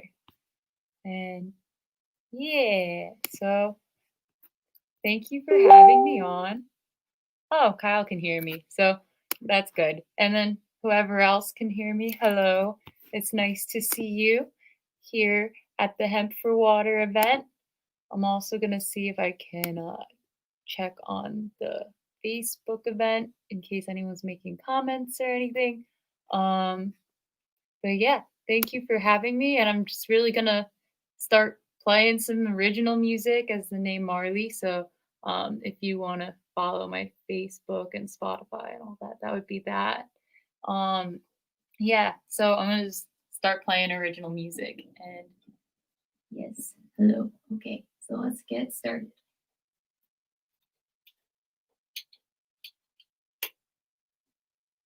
We're gonna start in a few seconds.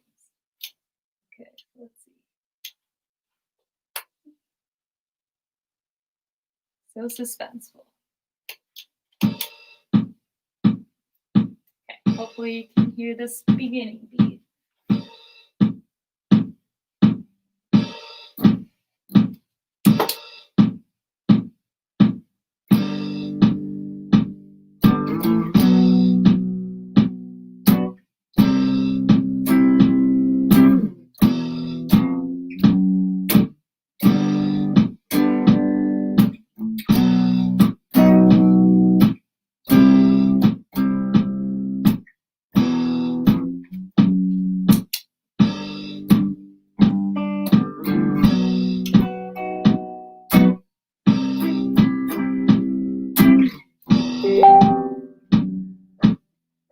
I wanna feel the sun most on a cloudy day.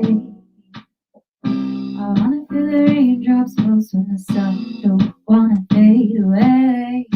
I wanna feel my breath most when I meditate. I wanna feel the earth most when it's time to find my way back home. Sometimes I feel alone, like everything I touch just turns to stone, like I'm the queen who lost her throne. But my voice keeps droning on. When will you hear me? Am I singing clearly? I wanna feel the moon most when I'm wide awake. I wanna feel the stars most when we disregard the fortune and fate. I wanna feel the planets after retrograde. Oh, I wanna feel the stars move when it's time to find my way back home. Sometimes I feel alone, like everything I touch just turns to stone, like I'm the queen who lost her throne. But my voice keeps droning on. When will you hear me? Am I singing clearly? Ooh la la, ooh la la, ooh la la, ooh la la, ooh la la, ooh la la, ooh la la, ooh la la.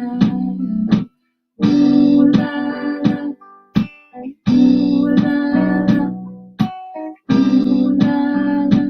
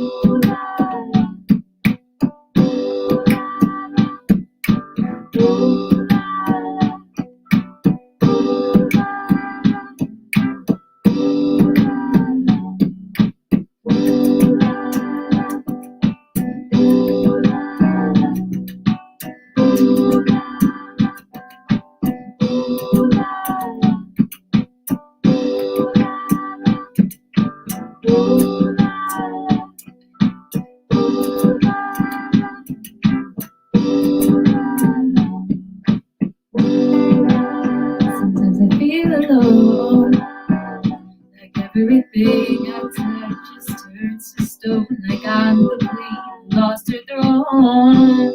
But my voice keeps droning on. When will you hear me? Am I singing clearly? Sometimes I feel alone, like everything I touch just turns to stone, like I'm the queen who lost her throne. But my voice keeps droning on. When will you hear me? Am I singing clearly? Sometimes I feel alone, like everything I touch just turns to stone, like I'm the queen who lost her throne. But my voice keeps turning on. When will you hear me? Am I singing clearly?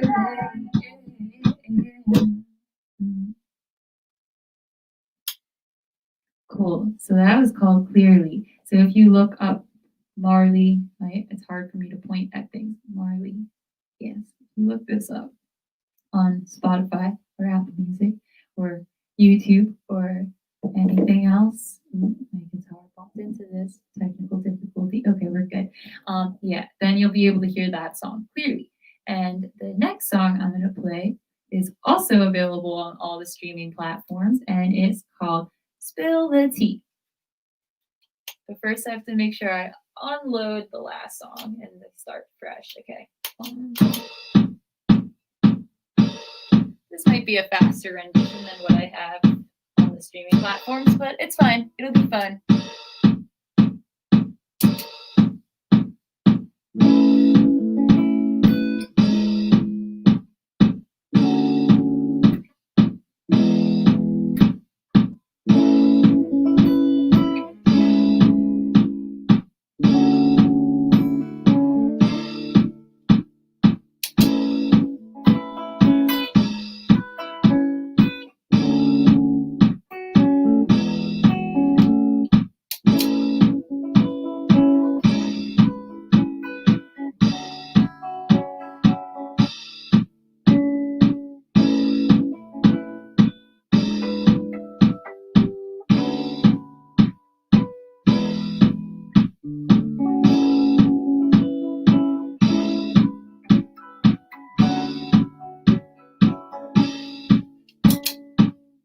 Spill the tea, swallow the leaves and our steps toward the leader falls into a fever.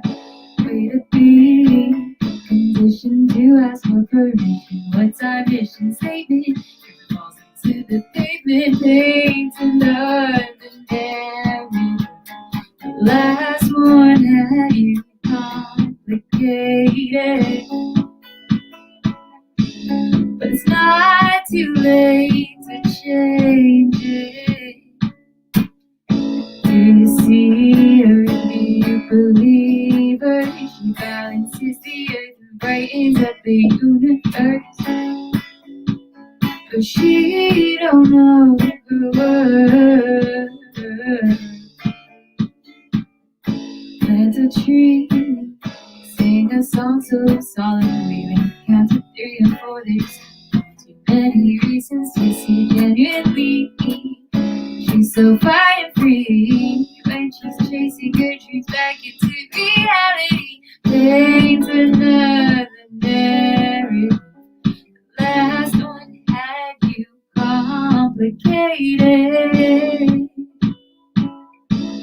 But it's not too late to change it. Do you see her? Do you believe her? She balances the earth and brightens up the universe. But she don't know her worth. Do you see her? Do you believe her? She balances the earth and brightens up the universe. But she don't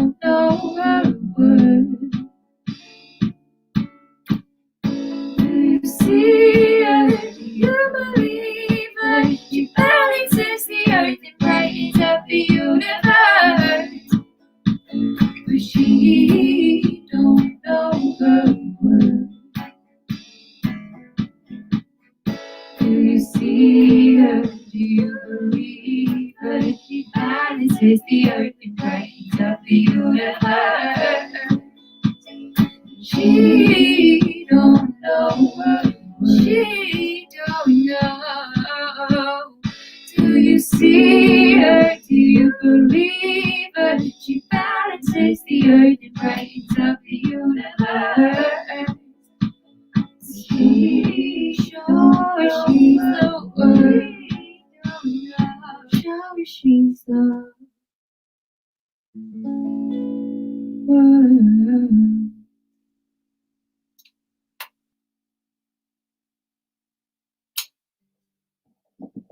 So that was the next, I guess that was the past one. And so now it's not the next one. I'm trying to see if I could detach this microphone so I could, but I'm just not going to touch it because look, it's a little wobbly.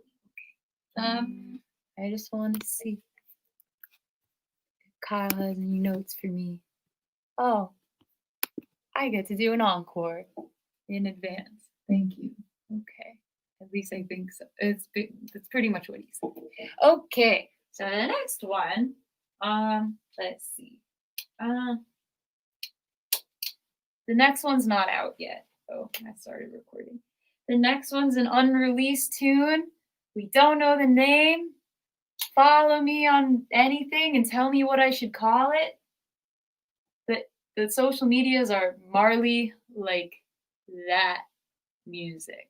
Marley music. And I'm doing one of a kind vinyls, and the link is in my bio, I think, for both Facebook and Instagram, if you're looking for a vinyl that I make for you. Okay, cool. I also have like shirts and stuff and fanny packs, and yeah, so check it out. That is too fast. We're trying that a little slower.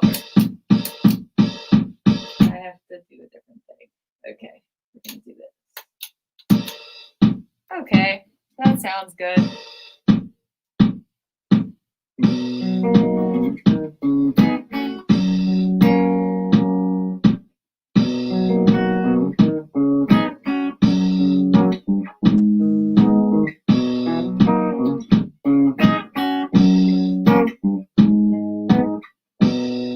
It's been on our minds, our actions in the laughing noise we would provide. How could we just lie and learn from one another in order to get by? Let me know why. You're sweeter than my grandma's weekend pie. You're finer than wine. You brighten up my cloudy skies. I can't believe you're mine. I feel the unknown. Let go. Hearts in the stars, apart in the sky. I feel you. I need to practice this one. Oops. In this sweet disguise, it's you I adore. I feel those good vibrations beneath their core, and I keep wanting more. But then all disappears, so what am I doing here? I feel the unknown. Letting go, forcing the stars apart in the sky. Oh, and it appears we could throw ourselves away to a distance closer, so we'll grow in this sweet disguise.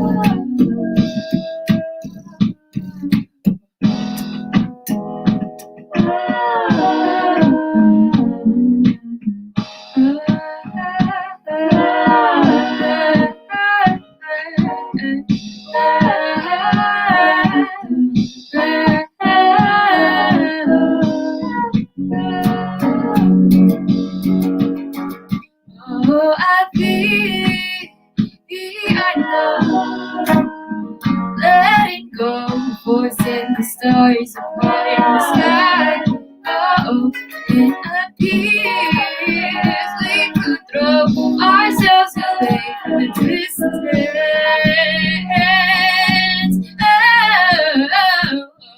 I feel the unknown. Let it go. We'll send the stars apart in the sky. I feel we could throw ourselves away to distance. So we'll go in this great big sky.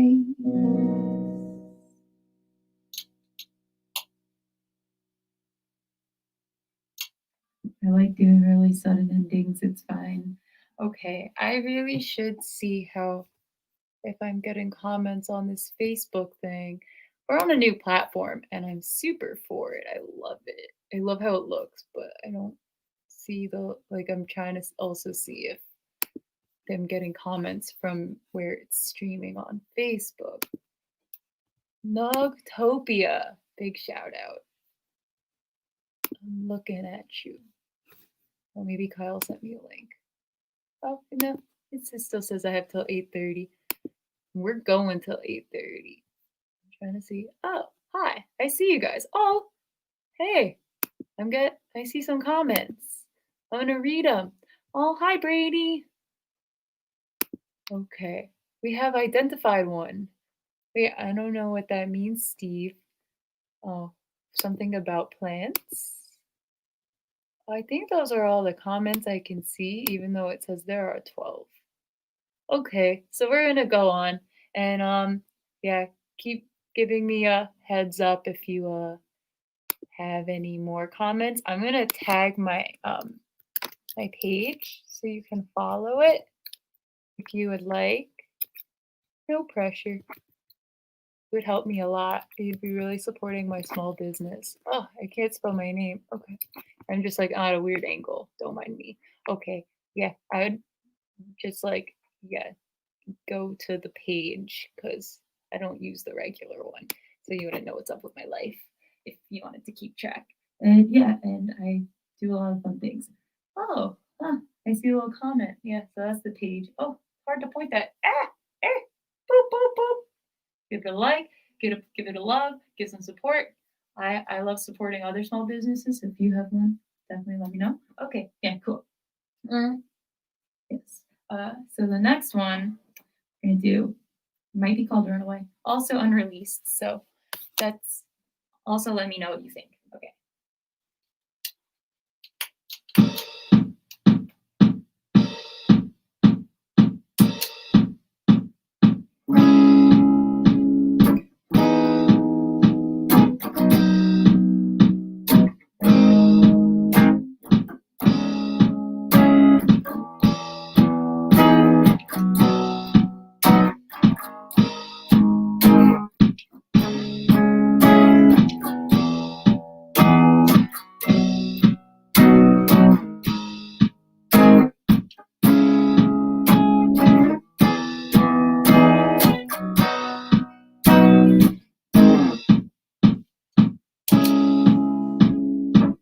Time for a change, love.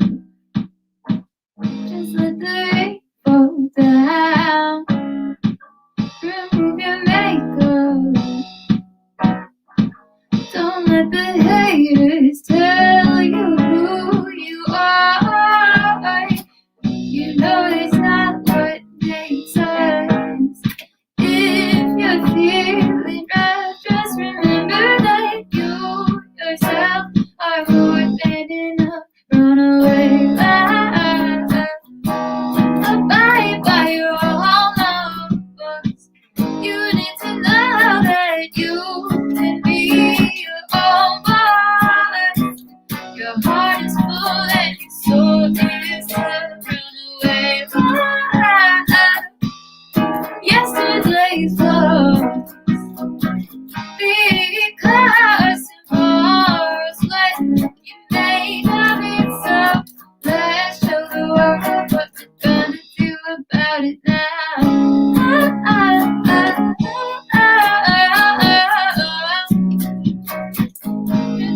Way up.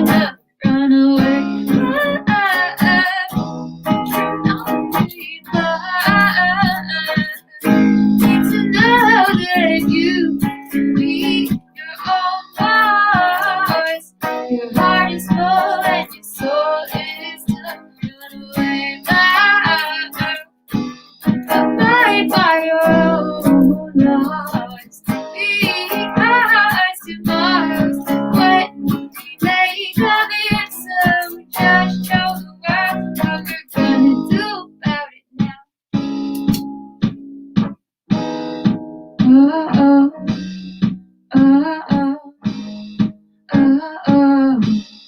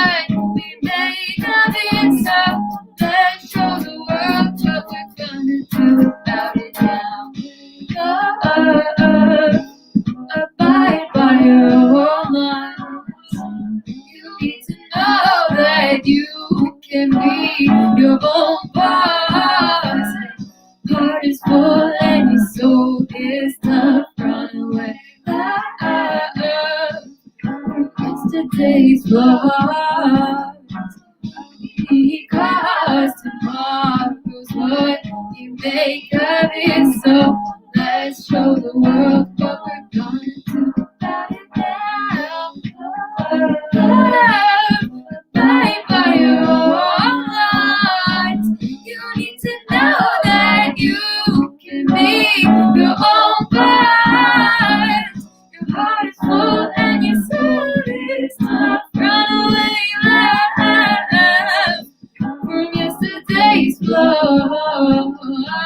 it's because tomorrow's what you make of it. So let's show the world what we're gonna do about it now.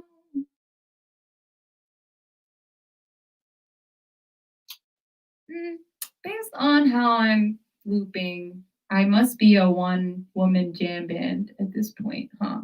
But yeah, if you want to see what I'm using, you actually can't see it from here. I'm using a Jam Man Digitech. Oh, now you kind of see it. Looper. It's from my boyfriend. He gave it to me for my birthday, and I'm using it. So it went to good use. Okay. And he also commented, and I said I put a heart on it. So yeah, he also has a band that's really good, experimental folk called Long Shadow Sheep. I'm passing the promo around. Okay, so back to the last song. So maybe I should do a released one. That would probably be a good idea, right? Definitely a good idea, right?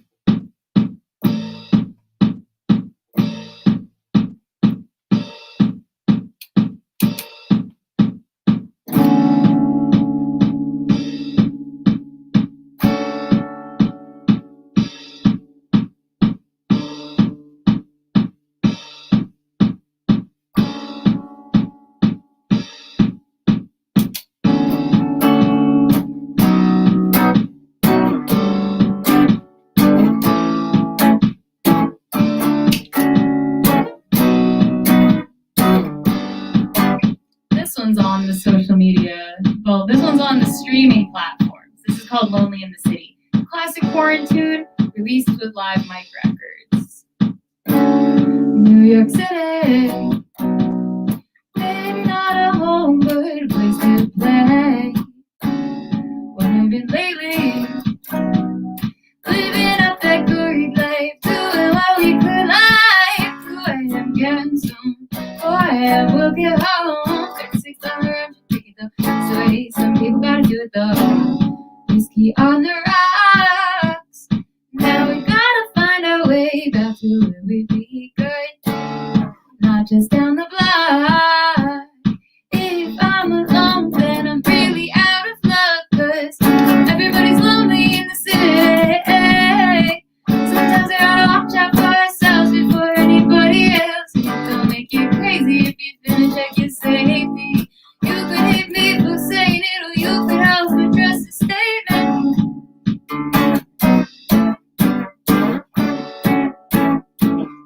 Don't leave your friends behind. If you know what kind of person you are, like the one who had whiskey on the rocks. Now we gotta find your way back to where we begun, not just down the block. If your phone is dead, then you're really out of luck. 'Cause everybody's lonely in the city. We gotta watch out for ourselves before anybody else. And don't make you crazy if you wanna check your safety. You can hate me for saying it, or you can help address the statement.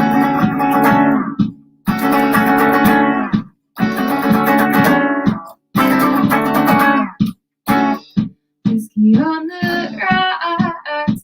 Now we gotta find our way back to where we came from, not just down the block. If your phone is dead, then you're really out of luck. 'Cause everybody's lonely in the city. Sometimes we gotta watch out for ourselves before anybody else. And it don't make you crazy if you can't check your safety. You can hate me for saying it, or you can help address the statement. I found the comment section I was looking for. Thank you, Steve. You're so kind. And then, okay. What are these comments? Hi, Sherry, if you're still watching. Okay. I think those are the comments. Okay. It wasn't much different. I thought I like harnessed a new channel of energy but I found 2 more comments. And I appreciate those 2 comments. And I think I have time for 1 to 2 more songs. That one went faster because I had the like aha moment that I found the comment section on the platform. Yeah, so we're new here. We're having fun. Thank you for the support. Got a few more here. I like to ramble. Sorry, but I'm not sorry. Okay. Let's see. Next song, unreleased. Not like the last one that's out, but yeah, go stream that one when you can, or just like hit the follow button and the heart button for more, you know. And then I'm gonna give you another original, and it's a fun original.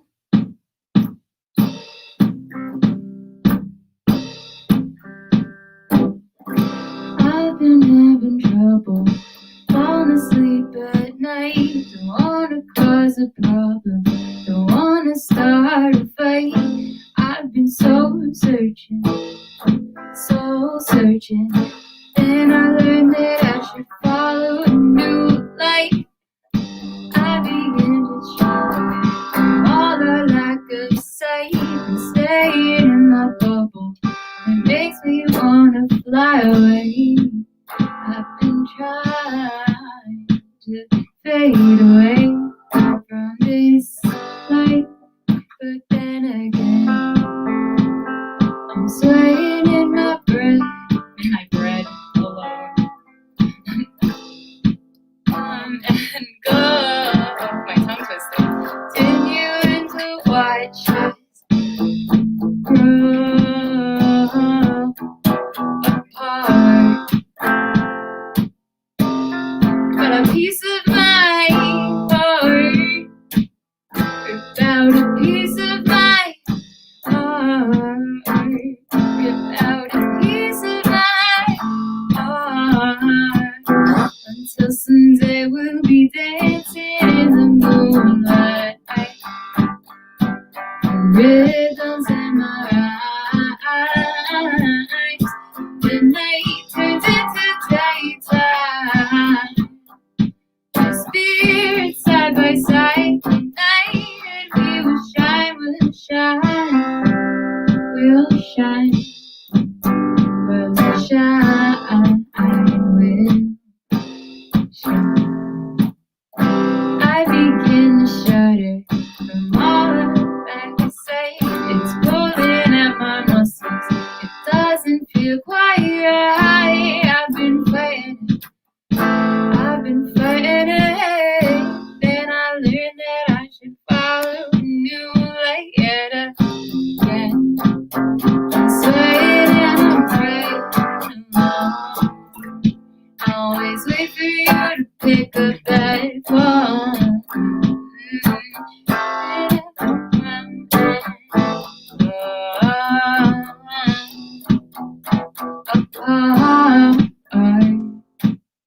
Without a piece of my heart, without a piece of my heart, without a piece of my heart.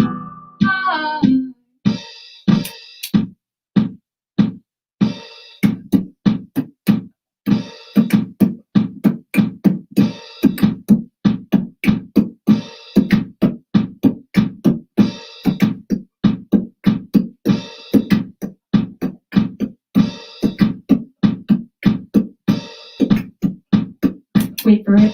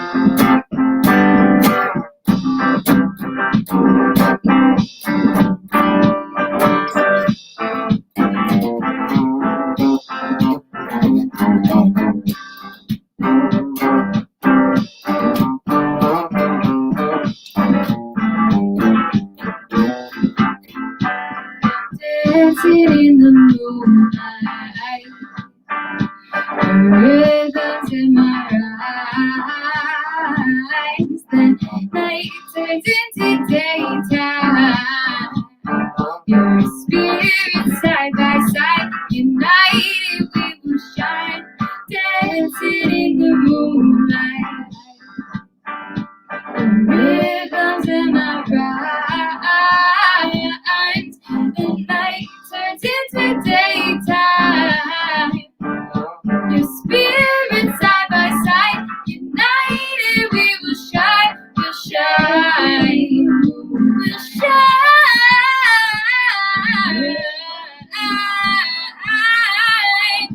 Shine,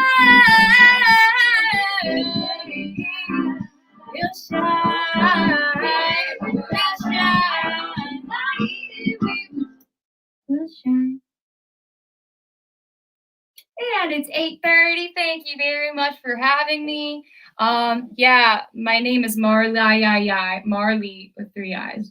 Well, I was born as Marley with 1 eye, but when I'm making music, it's always the 3rd eye. You know what I mean? Yeah. Okay. So yeah, thank you for having me. And Hemp4Water, heck to the yeah, and yeah. Check out these notes. Check out that note. Okay, and stay tuned for the next featured act on this channel. What a bum bum bum bum bum. Bye. Nugtopia, it is my world of cannabis characters.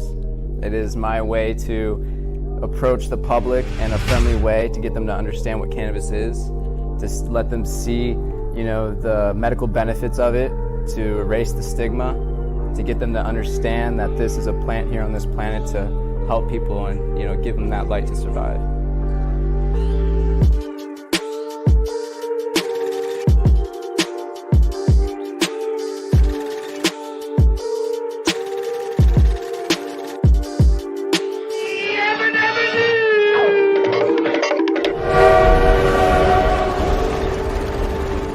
I really believe that this is going to be the forefront of cannabis art. K.O.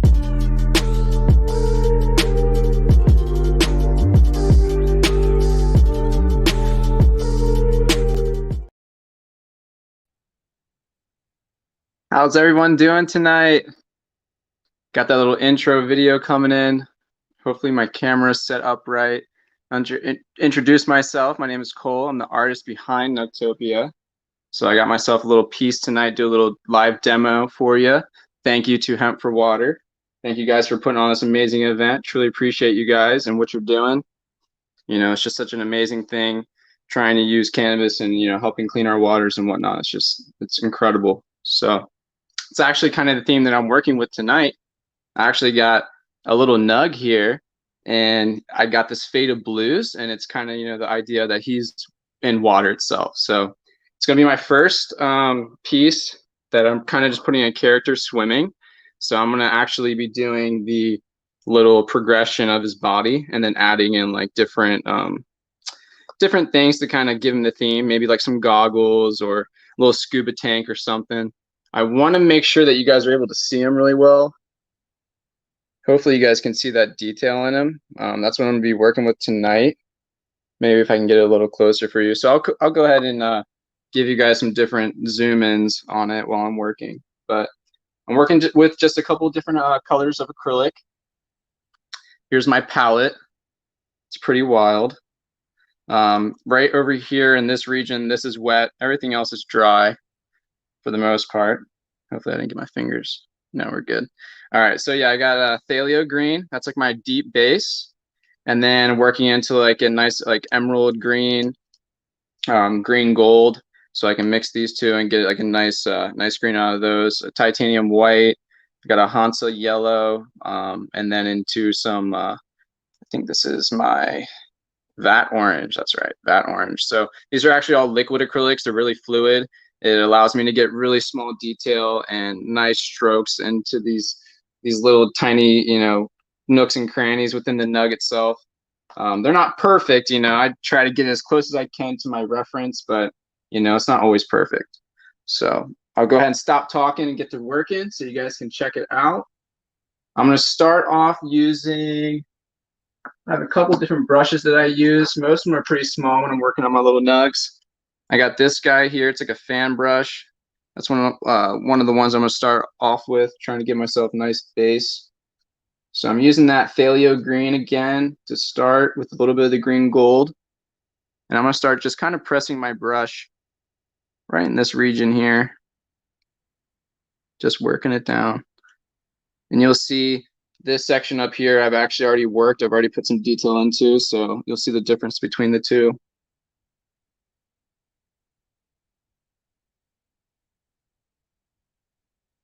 Just pressing the brush, just kind of like pressing it onto the wood. No no real specific way, where you're kind of just taking your brush and just pressing it down. And this is something you guys can do at home as well if you guys are interested in any kind of art or creating. You know, making little nugs can be fun. That's why I choose to do it. You know, to bring that light and that fun and that happiness to everyone. So yeah, you do it yourself. You can just get some green paints and, you know, start with a deep base, and over time just add a lighter color on top of that deep base. You even add like the little effects, little trichomes, little hairs. That always gives it the realistic look. But for right now, I'm just adding that base in. Just keep pressing my brush down on this happy little tree.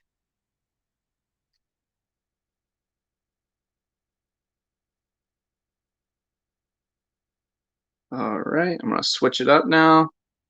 Go ahead and work into the green gold with a little bit of white. It's gonna help lighten it up.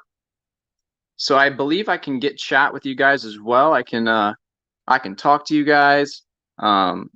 I can answer any questions you guys have. Just let me know. Let's see. Community chat. Awesome. I believe we're in, and I believe I can see everything. Cool. And again, I'll go ahead and I'll zoom in for you guys to be able to see the small details. So thank you for Hemp4Water, man. This is awesome. This is really good stuff. It's always pulling the community together. That's what it's about. So, all right, here comes the green gold with just a little bit of that that phthalo green. You can see the transition. I'm just gonna kind of press it just like how I did before, but a little bit smaller. Let's see, I might be able to put my camera down a little bit for you guys, get you in there a little closer. All right, I'm gonna scoot my piece back, and I'm actually working on a 12 by 12 wood panel. So this is just a wood panel that I'm working on, not a canvas. I do usually work on canvas, but I've been working on wood recently, just changing it up. I feel like it's always good to change, you know, different, just, you know, just being different, just always giving it a different shot, always, you know, testing your boundaries and seeing what you can do. So right now I'm just adding a little bit of green gold here, just highlighting this nug a little bit.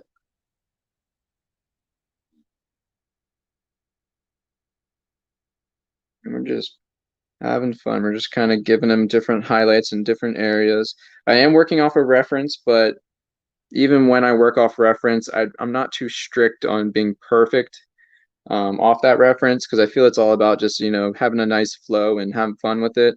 If I sit here for hours on end, it'd take a minute, you know, to work in all the detail, which I give it to some of the artists out there who do that. There's actually some really good artists who do some cannabis realism that I actually follow on Instagram that you guys should check out. I believe his name is Cannabis Creations on Instagram, but does realism when it comes to nug portraits and whatnot, and up close shots of like trichomes, and it's just unreal. So mine's more fun, more freeing, and has more character to it, less strict on the realism aspect. But I still do try to work off that reference, pack in as much as I can. So you can see I'm highlighting here at the bottom. I'm gonna go ahead and work into my smallest brush now. And this is going to be more into the titanium white with a little bit of the green gold. And this is going to be those little white dots that I put in, helping give like the nice crystal look to it, nice shimmer or shine. Everybody's crazy for those. those crystals. Here we go. So that just kind of lightens it up right there. It's a lot of patience, but over time it starts to really pull itself together. Hope you guys are all having an amazing night. That was an awesome act that we just watched. I was able to get a couple, or more than a couple. I was able to actually watch like about half that last act, so that was really cool. I've been staying tuned as much as I can today, but I've been running around, so it's been hard for me, but I'm here now and super appreciative of the opportunity. So I hope you guys are having fun. Hopefully I'm not boring you guys too much with my talking. I know it's not that much fun to watch paint dry. But right now I'm just adding in the little bit of white, a little bit more white than the green gold. This is just kind of giving that extra little layer. So it's all about adding the layers. You know, I started with the base of the green, worked into the a little bit of the green gold with the thalio, which gave me like a mid green, then just more into the light green, and now I'm just working on the very top of the nug now, the little bud with the white. So that's really kind of giving him that realistic look. Hopefully it's showing up well for you guys. If there is anybody watching, you guys want to go ahead and give me some comments back to let me know if it looks good. That'd be awesome. If I need to change it up, I'll do so. And again, I can zoom in. I can definitely check that out. Awesome, awesome. All right. So I'm thinking I'm gonna go ahead and work this bottom here. I believe I have a good about 20 minutes left, which is awesome. Gives me time to maybe work in some of those character features that I like to do. Want to make this guy swimming under the water, especially for this event. I think it fits perfectly with what we're doing right now. Cleaning the water. Maybe I'll even have him like sitting on some like hemp or something, and maybe like, I don't know, filtering, you know, doing a little magic. Definitely work that in there. That'd be cool. Have him with a little net collecting plastics. All right, so I'm kind of getting to that base on his lower half now. So this won't be as light as his top because we're kind of getting underneath of his body. So now I kind of, this is where I kind of like stop using the reference and go just more from what I know in art. You know, obviously his underbody is going to be a little bit more shaded, so I'm going a little deeper in tones, giving him a little bit more of a character vibe now than so much realism. He's shaded from the sunlight that's coming from the surface right here. Maybe I'll give him some highlight, some little white sticking out. But that's always the fun part. You have the freedom to do whatever you want in art. So you do what you do. Go ahead and do what you feel makes it look right. All right, so I'm gonna go ahead and add some orange hairs. I'm going to dip my brush into some, let's see if I can straighten out my camera a little bit for you guys. Hopefully that helps. All right, so I'm gonna dip my brush into a little bit of the Hansa yellow and that orange. All right, mix those two together. It should give me like a nice mid, vibrant, like yellow orange. That's what I'm gonna use for these little hairs. Give it a little bit more of a realistic look. So I'm just gonna kind of, anywhere it's really dark, I'm gonna kind of make one of those stringy lines kind of coming out. Add a little bit maybe of white to it to bring it out a little bit more, show it highlighted a little bit more.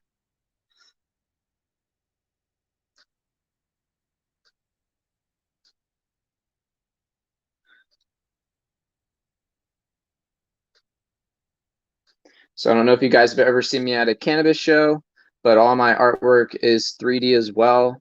And I know that's hard to explain to you guys over the camera right now because It's 3D with a special set of glasses that you can wear, and it actually gives you a whole new vision of these nugs and their, you know, their utopia.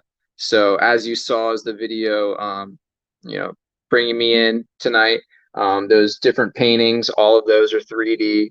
Kind of just gives you that, you know, that aspect of you actually being there with the nugs. So just more fun, more perspective and ways to view the art. I think that's always important, is to look at it in different ways, because it makes you appreciate it a little bit more. But all of the artwork is 3D. I wish I could put the glasses up to the phone right now to show you. I swear I'm not joshing you. If you come to a show and you check us out, we have the glasses there. Feel free to ask. Usually we do a mobile art gallery. We've been at a lot of shows in Miami, even as far as over to the West Coast, done some shows with High Times, and just, you know, just all different shows with local businesses here in Florida, and just people really trying to show effort to, you know, help giving this plant the light it deserves. So we've had people bring us on, and we've done shows in a good amount of places, which we appreciate. But we do the mobile gallery, bring in all the artwork for you guys to view. And most of the time I'm live painting, so you'll see me creating a piece on site. But I think I got most of my orange hairs in. I'm going to do a couple more up towards the top. I don't want it to look too even. But yeah, unfortunately with COVID, a lot of the shows here recently have been to a halt. But you know, these amazing opportunities that like Hemp4Water put on for us to go ahead and show, you know, what we're still doing, that we're still passionate about it, that we're still here, that we're not shutting up, you know, we're still here with this drive, this momentum. And it's you know, when everything opens back up, we're just coming back with a bigger fight. You know, we're just going to keep on pushing, doing what's right for the people, and doing what's right for this planet. So I'm gonna leave him there. Got him wrapped up. Now I'm gonna go ahead and start adding some little features to it. I think that would be nice. All right, let me see something real quick. I might have some feedback. Might be able to pull my camera over. Okay.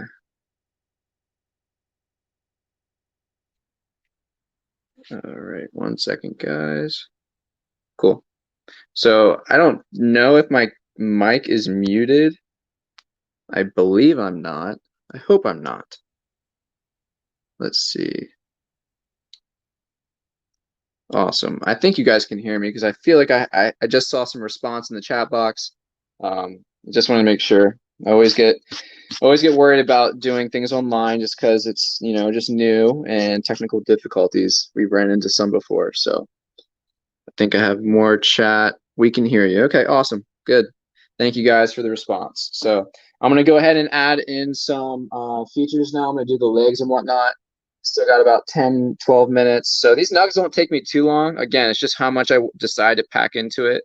This one's only about the size of my finger. So, you know, when I work on smaller pieces, I try to make them as realistic as I can when it comes to size and reference. So that's why you know, most of my nugs are pretty much around this general size. You'll see some bigger. I've done some large scale nugs before. I've done some massive murals of some nugs down in Miami. So all different sizes, but majority of the time you'll see them in this range. So I'm going to go ahead and add some legs to him right now. Make him look like he is swimming. And right now I'm going to go ahead and get my phthalo green and the green gold. And that's going to give me my base again.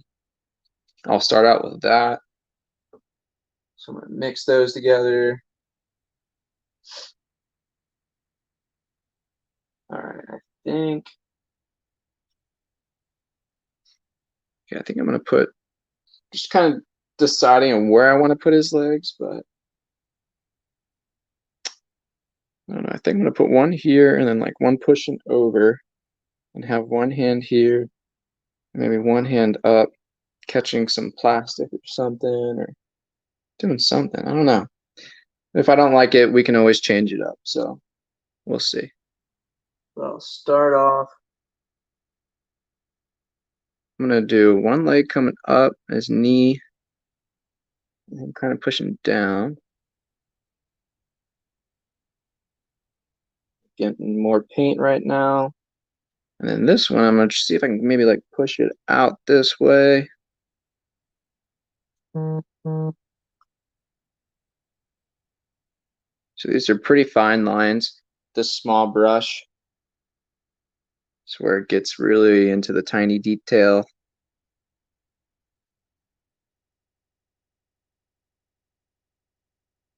So yeah, I kind of want to make him look like he's like pushing away.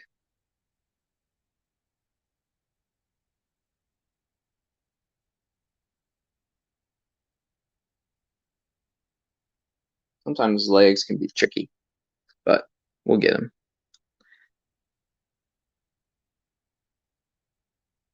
All right, so got that there. I want to put some flippers on him or something. I think that would be pretty cool. But first I'll go ahead and put his arms in.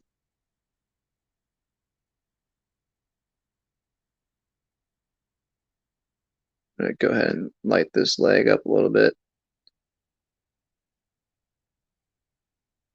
I might make this one just a little bit bigger. And actually, you can see my paint's a little bit more runny. It helps me get a more of a straight line. So I just kind of added just the thalio this time. So I can get a little more straight line of this. There we go. And I'll lighten it back up so there's a nice transition again. It's all about going back in and just adding those details. All right, so then I'm gonna put his arms up above his head.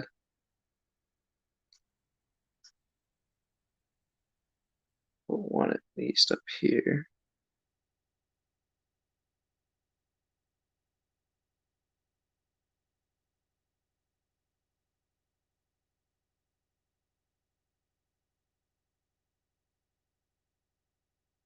Cool. I'm digging him. And then maybe other one coming down or the other one up in the air too. Maybe over here to the side. No. I'll hold off on that one for now. We'll keep these in. I'm going to highlight his leg here with a little bit of the white and green gold.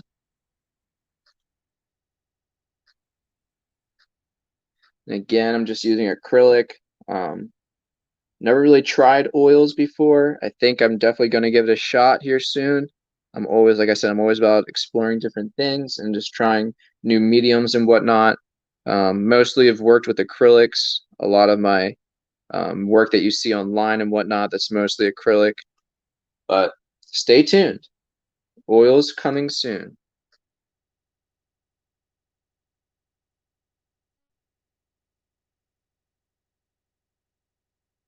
I think oils might give me a more of a realistic look easier, but I don't know. We will see. So I still got about 10 minutes. Don't know if I'll get to the features because I don't want to rush it, but you can see how his body's forming, how his arms kind of reaching out. If you guys follow me on Instagram, you can go to Instagram Noctopia Art, and you'll be able to find all my recent work. Haven't posted much here recently. I've just been very busy. Just been doing a lot of mural installations here recently. So with COVID, it was, in the beginning it was pretty slow, but now things have picked up tremendously. So a lot of mural installations have happened, and just kind of put me at a halt right now for Nugtopia. But definitely check it out. You can check out all my recent work. I'll be posting more here soon in Nugtopia within the next week, and I'll be having a lot more coming soon. We're going to be bringing a lot new merch, a lot of new different artwork, different new canvas installations that we'll be doing in different places. So just stay tuned. A lot of stuff coming. We're going to be doing some shows too. The shows are opening back up, so you'll see us out at some shows. We have one in Mount Dora and here in Florida. That one's coming up. That's going to be a good show.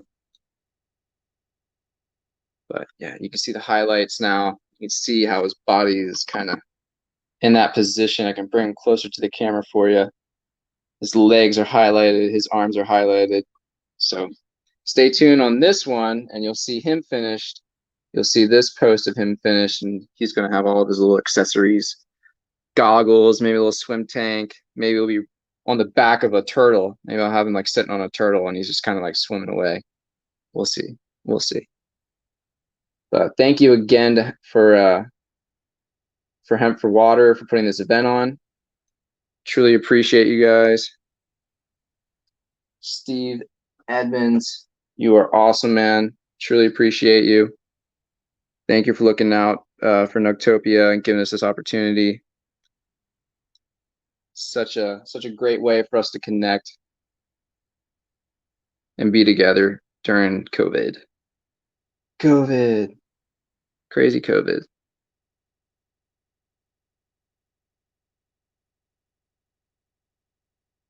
I'm really liking this nug. I hope you guys are liking this nug too. A little water nug for you guys.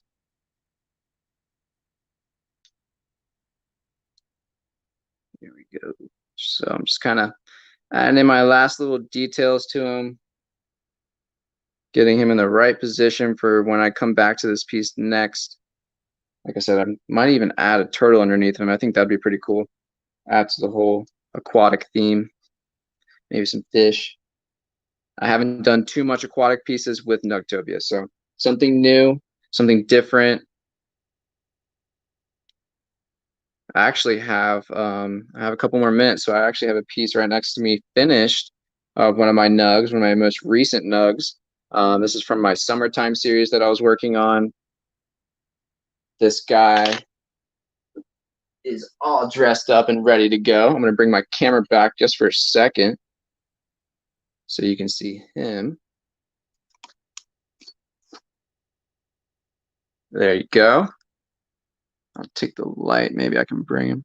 So this guy right here, you can see the detail that I worked into him. Hopefully you can see him pretty good.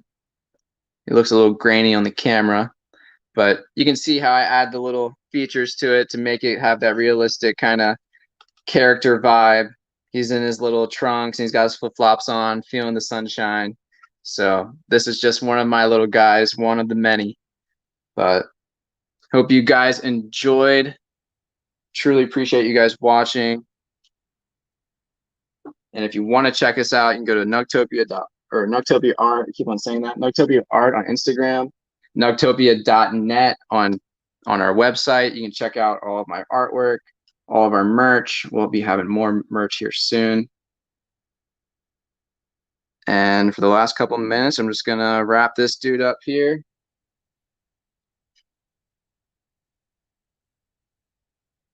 Just bringing him to life.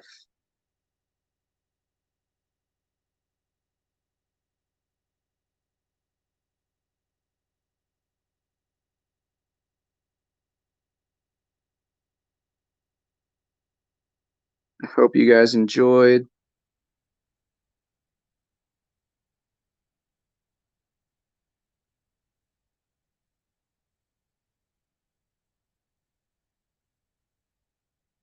And like I said, if you guys ever want to, you guys can do this at your house. Don't be afraid to try it yourself. Give yourself a chance. Go get some canvas, go get some paint. Sit down. I'm actually going to be having a smoke and stroke class for you guys on my website here soon.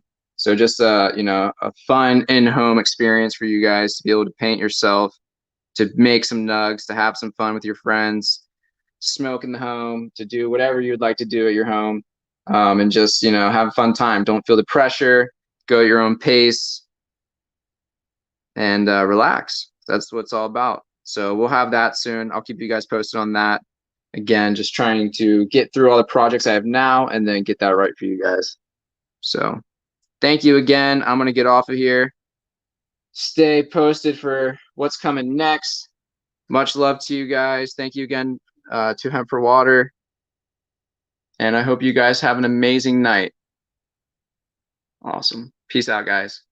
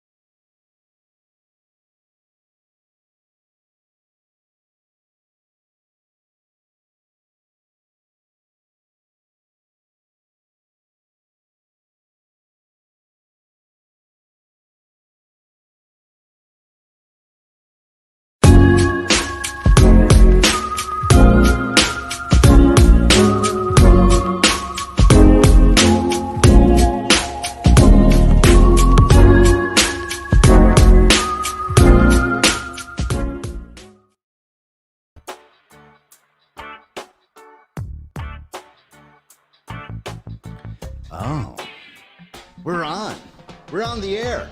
We're back. And we're here trying to do something fun and cool. Who's it for? Who's this guy?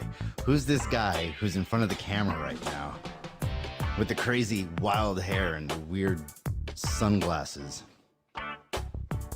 I was going to tell you guys a story, but it's inappropriate, so I won't say it. Hey, I'm Super Gabe Osborne, and this show is Who Wants to Be a Big Wiener? We're just going to wait for a few people to come into this room. So like one of the things that we want to do is we want to give away some prizes. This is the Who Wants to Be a Big Wiener show. I mean, I don't know a single person. I won't even finish it. Okay. This is what we're going to do. We're going to play this game, Who Wants to Be a Big Wiener? And we're going to give away some prizes. We got prizes from Nugtopia. They got some artwork that they're going to be giving away. And we also have some swag from Hemp4Water. Steve from Hemp4Water went ahead and put in some giveaways as well. He has some awesome swag. I believe there's a hat, a shirt, and you know, that's going to come up on the screen at any point. That's kind of what I'm waiting for there. So, all right. Now, just so you guys know, hey, there they are. Hey, that way. Okay. Hey. Okay. So we got hats. We got some shirts. That's Hemp4Water. Very official. Very dope. And then we also have Nugtopia. And they have their artwork that they're going to be giving away as well. And as you can see, these guys. See, this guy's my favorite because I own that one. So it's my favorite. Fruity Pebbles, that's the one. I really like that one. And over there, you got an Alice in Wonderland. I think that's the Maui Wowie. Yeah, I think that's what they are. He'll let me know. Excellent. Anyway, so, all right, so that's what we're going to do. That's what we're giving away here. And let me just make sure Kyle's not calling me and saying, hey, Gabe, what are you doing? That's what Kyle likes to do. Thanks, Kyle. All right, so we're going to go ahead and give away something. Let's do this. The very first...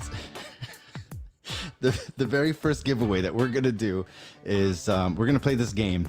And basically what we want you to do is go ahead and tag your friends in the comments. Okay.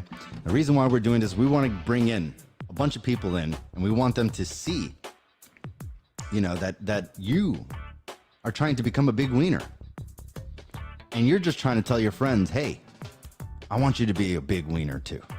So let's go ahead and do this. Go ahead and tag your friends right now. Go ahead and tag your friends in the comments below. It's that simple. Write their name. You're gonna start writing their name, and then a little icon's gonna show up, and you're gonna click on it. Go ahead, tag your friends in it, and then when that's all done, go ahead and tag another friend. Keep tagging your friends, because we have our assistant, and our assistant is back there, and they're just writing down all the names of everyone that is tagging people. And the one with the most tags, well, not the one with the most tags. We're going to go ahead and put all these in into a pot. And then we're going to go in there. We're going to find it. We're going to select the name and we're going to be like, Steve from Hemp4Water, he's the winner. But that would be cheating. So we're not going to do that. We're going to pick a legitimate name. So go ahead, tag your friends. Let's start with that.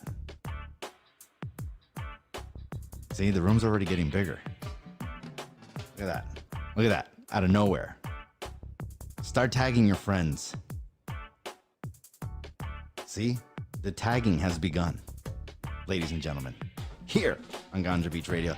You know what's the problem? It's the music. The problem right now is the music. Is that we're not playing any fun music to tag people in. So that we're gonna change. This is Who Wants to Be a Big Wiener music.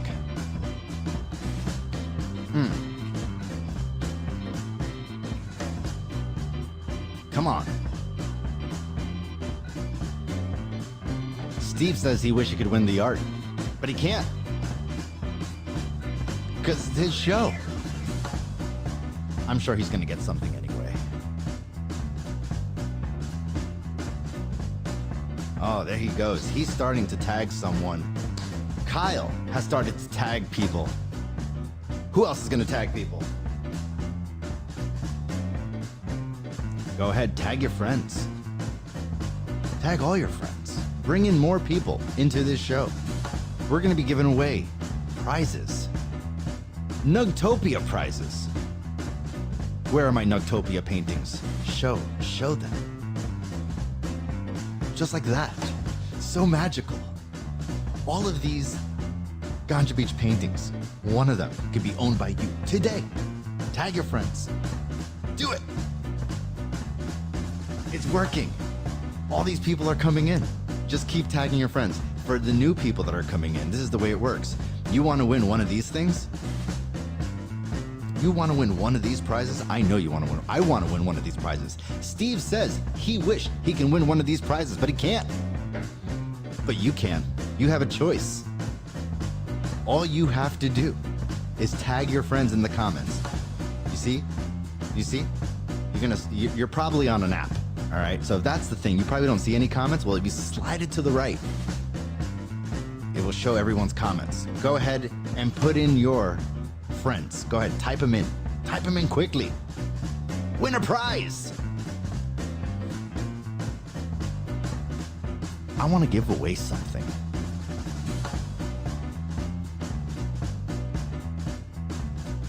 Oh, it's working.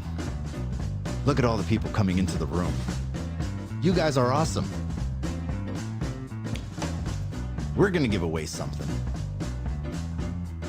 We're going to give away a Nugtopia painting. I think I remember 6. Were there 6? Were there 6 on the screen? Show me. Show me again. Yeah. There were 6 paintings on the screen. I was right. I got like photographic memory or something. Okay, 6 paintings. 1 of the 6 will be yours. I want to give one of these away. I don't know which one. You get to pick. You get to pick. And the way you get to pick is by putting names in the comments. Tag your friends. Do it. Tag your friends right now if you want to win one of these 6. It's the easiest way to win. And just so you know, shipping and handling is not included. What's that? A concierge fee? There was a concierge fee too? Yeah. The Gabe Osborne concierge fee. Ah. Very good.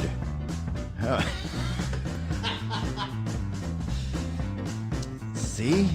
There we go. Now the players are coming to play. Tiffany wants to be a big wiener.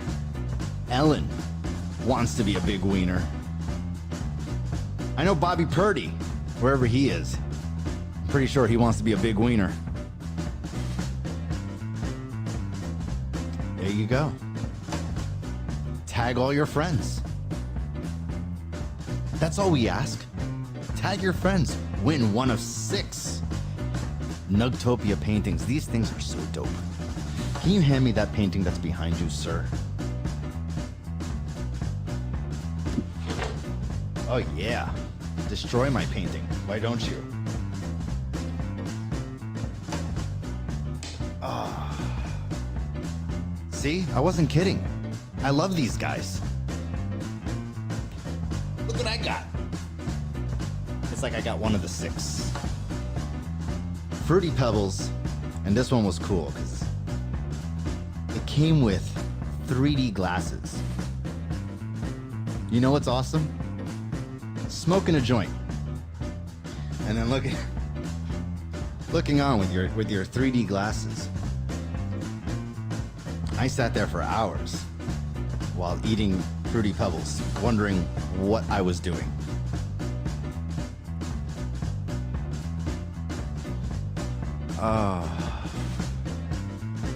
All these people.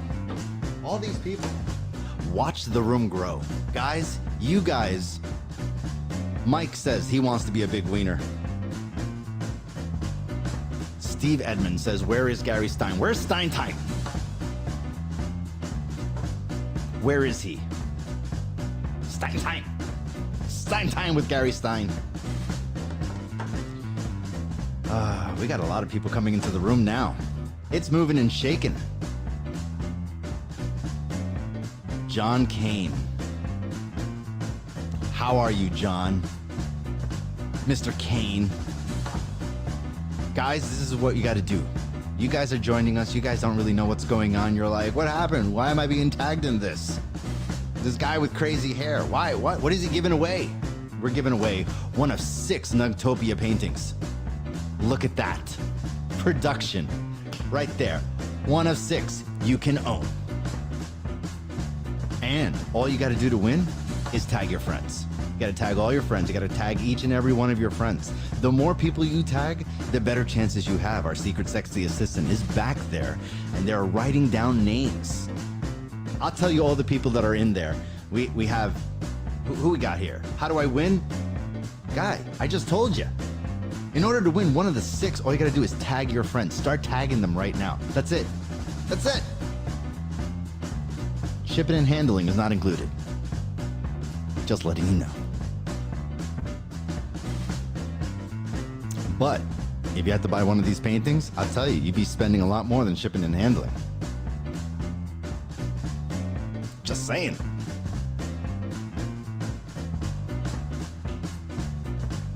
And it's free. Who doesn't like free? And if you pick the right one, you might get 3D glasses. You might. I don't know. I don't make the rules. David Wilson. He says he wants to be a big wiener. That's what he said. I saw him. He's doing it right now. Look at that. George of the Jungle. He wants to be a big wiener. Look at this. Arvid Gibson. He wants to be a big wiener. Everybody wants to be a big wiener. You're going to get to win one of these. One of these. And guess what? If you don't win this one, don't worry. There's going to be more games. We're going to give away one. We're just going to give away stuff. Why not? It's Ganja Beach. That's what we do. We give away stuff. And we make it easy for you to win. All you have to do is tag your friends in the comments. Just start writing your friends' names. Tag them. Look at that. And just like that, all these people are coming into the room. Guys, if you're joining us, you are winning. You're trying to win one of these 6. I'm exhausted. I have no more saliva in the mouth. Because I have to keep repeating myself. Bingo! Look at that number skyrocket. Guys, don't stop. Don't stop believing. Tag all your friends in the comments. That's what you need to do. Tag your friends in the comments. Win one of these 6. 1. Uno. No dos. No tres. Pero uno. That's what you win. You win one of these 6. Oh my God, there's a lot of wieners in here. Big ones. Lots of big wieners. But the biggest wiener of them all is gonna win one of these 6. Ask anyone in the United States if they want a big wiener. Guaranteed they'll say yes. All men say it. I say it all the time. Oh, here we go. There we go. All right, we're about to give away this prize.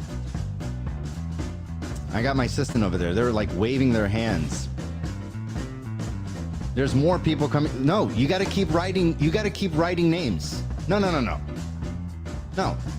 Sit back down. Write down some names, okay? And then we're gonna get it. Yes, that's exactly what I want. You know, I tell these assistants what to do. And then they look at me and they're like, no, we're going to change the rules. I'm like, no, we're not. Keep writing names. There are all these people coming in. Look at that. Look at that room. You're gonna win one of these 6. Who doesn't want to win? I want to win. Steve from Hemp4Water, the guy who helped throw this whole thing. Dude, he wants one of these. He can't win. Sorry, those are the rules. Rules are rules. He can't win, but you can. And the way you do it is tag your friends below. That's it. That's all you gotta do. Tag your friends. Tag as many times as you want. Be annoying with the comments. Just be like, this guy, this guy, this guy, this guy who I haven't talked to, this guy who I don't like. Go ahead, tag them all. It doesn't matter you don't like them. It's okay, because you are helping yourself become a big wiener. Man. Look at you guys. Yeah, see, Third Day Collective up in here. Raphael, what is up, my brother? My brother from another mother. Look at that. All these people coming into the room. All you gotta do is tag your friends if you wanna win one of 6. My assistant is waving her hands. She's going, no, no more. I'm tired of writing down all these names. We're gonna pick one. We're gonna pick one in just a moment. We got 2 more minutes, so if you want to put your name into that pot, make sure that you do it right now. Tag your friends in the comments. Tag them. My assistant doesn't want to write any more names, but I pay her by the hour, so she's gonna do it. You're gonna do it. Get back in there. You believe these people? God. My God. Look at that. All these people. Oh, I see some names in there. Okay, we're gonna select a winner. We're gonna pick one right now. We're gonna give away one of these 6 from Nugtopia, the Trent Art Gallery. Yeah. All right. Assistant, bring me a name. Come on. Bring me a name. I'm waiting. We're gonna give it away right now. We're gonna give it away, give it away, give it away now.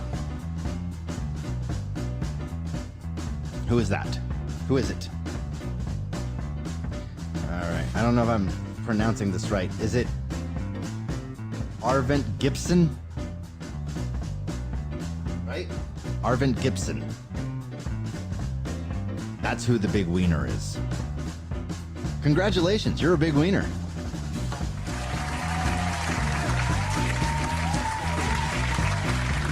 Now, another way to claim your prize is you have to say, I love Ganja Beach. That's it. So if you're the big wiener, Arvin Gibson, say, I love Ganja Beach. There you go. That's the one. Good thinking, Nugtopia. That's the one. Arvin Gibson. That is the wiener. The big wiener.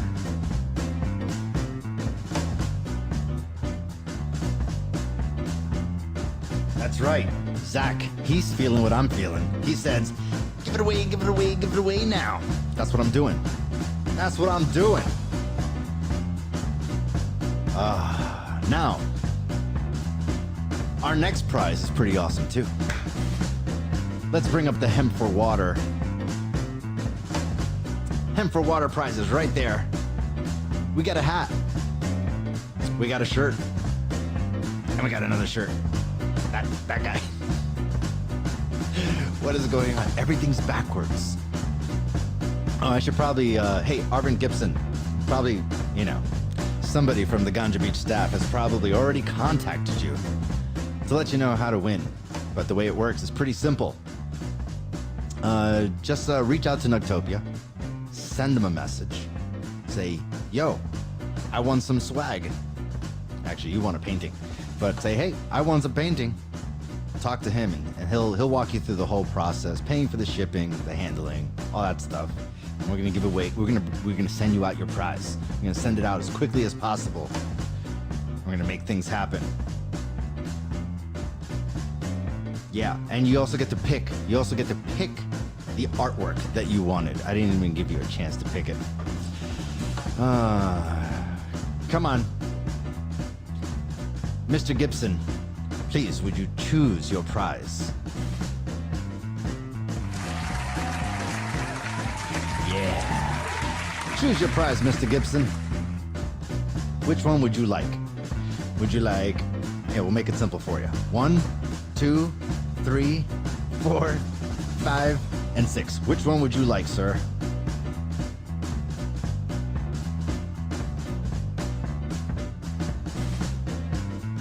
Oh yeah, and we really appreciate all of you guys who are tagging people. Because without you, you know, there'd be nobody on this show. We need it. We needed all these people to come on. Now you don't want to leave though, because we got more giveaways. We got more artwork that we're going to be giving away. We're also going to be giving away Hemp4Water. We got hats, we got t-shirts, we got more t-shirts. And you're going to want to win one of these. It's official. It's official. You are a part of history by owning one of these things. You get to tell all your friends. It's a great conversation piece. Like, hey, what's Hemp4Water? What is that about? Isn't that like about pot? And you get to be like, no, you ignoramus. That's not what it's about. Do some research. Go to hemp4water.com. Right? All right, we're gonna give away one of these. You guys get to choose. You get to choose which one you want. You're either gonna get the official, the official hat, the official shirt, or like, there you go, hemp4water.org. That is the official website. Thank you, sir. Thank you, Steve from hemp4water.org. And you're gonna win. You could win this official shirt, which basically gets you to any, you know, once things are open again, right? When we get to go to these events, get to wear your official Hemp4Water shirt. Why wouldn't you want to be sweating that? Want to walk around and be like, yeah, look at me. So we're gonna give away one of these, or maybe it's a hat. It's up to you. So this is what we're gonna do. You're gonna try to call me. Okay, we got a phone number here, and the person who calls me and gets through on this phone, yeah, that's Hemp. Right. So you're gonna call me on my phone. I'm gonna give you guys the phone number right now. The person that gets through is the big wiener. Yeah, and we're gonna hear your voice on this crazy contraption thing. We're gonna test it out. Never done this before. Are you guys ready? The phone number is, and I'm only gonna tell you what the phone number is, nice and slow, because I know you guys are sitting there trying to figure out like, oh, where's my phone? Where is it?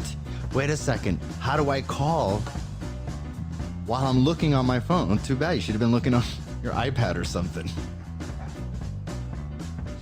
You have like 5 seconds to switch it over, because you're gonna have to use your mobile device in order to call me. All right? So the way you're gonna do it is you're gonna call this number.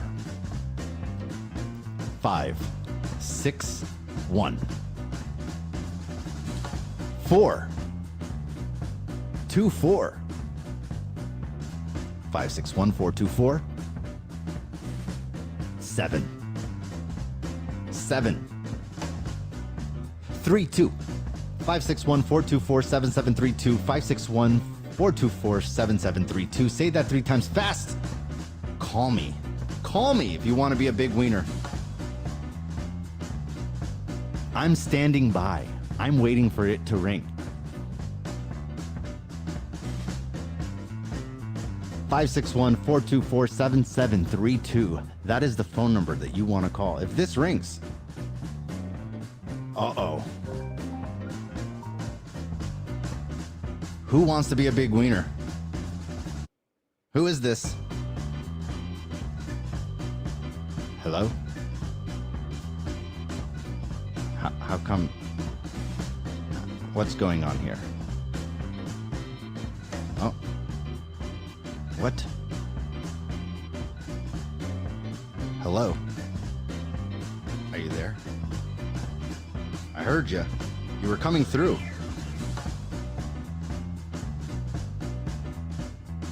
You guys let me down. You gotta go ahead and call.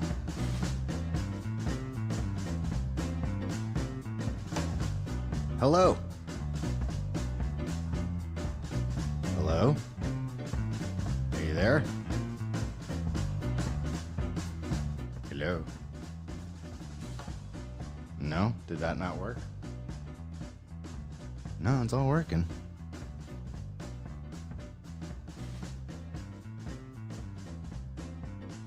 Let's see. Hello? Hi, who's this? Cheryl. Cheryl, what's your last name, Cheryl? Cheryl Phillip. Cheryl Phillip is our big wiener. Are you excited, Cheryl? Let's go ahead and show up the prizes. Are you on the screen right now? Can you see the prizes?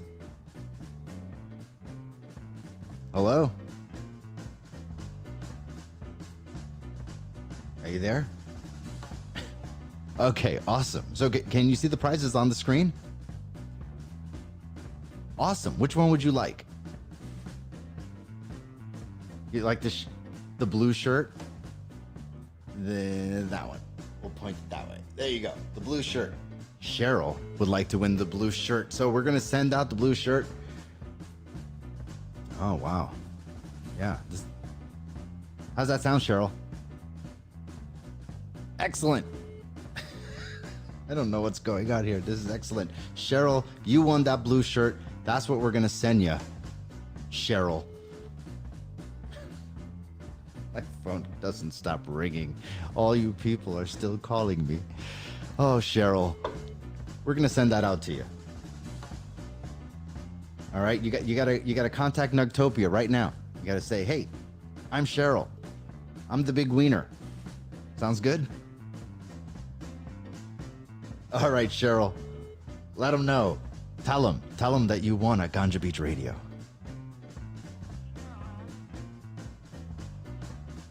You got it. You're the big wiener.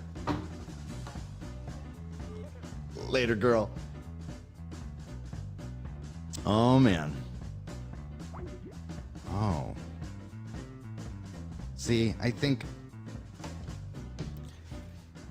You know, guys, I'm going to test something out. Go ahead and call that number again. The first one. Go ahead. Yeah, we already got one. Here we go. Are you there?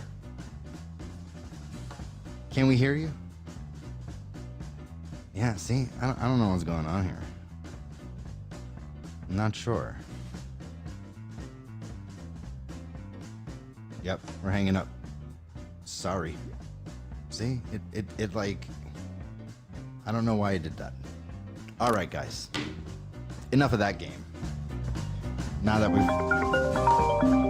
that's hysterical. No. See, now let's see. Hello. Let's see. Can we hear you now? Who's this? No? Hello? No? We can't hear you? Who's this? Yeah. I don't know what's going on. It should have worked. It didn't work. Now I got to figure out why that doesn't work.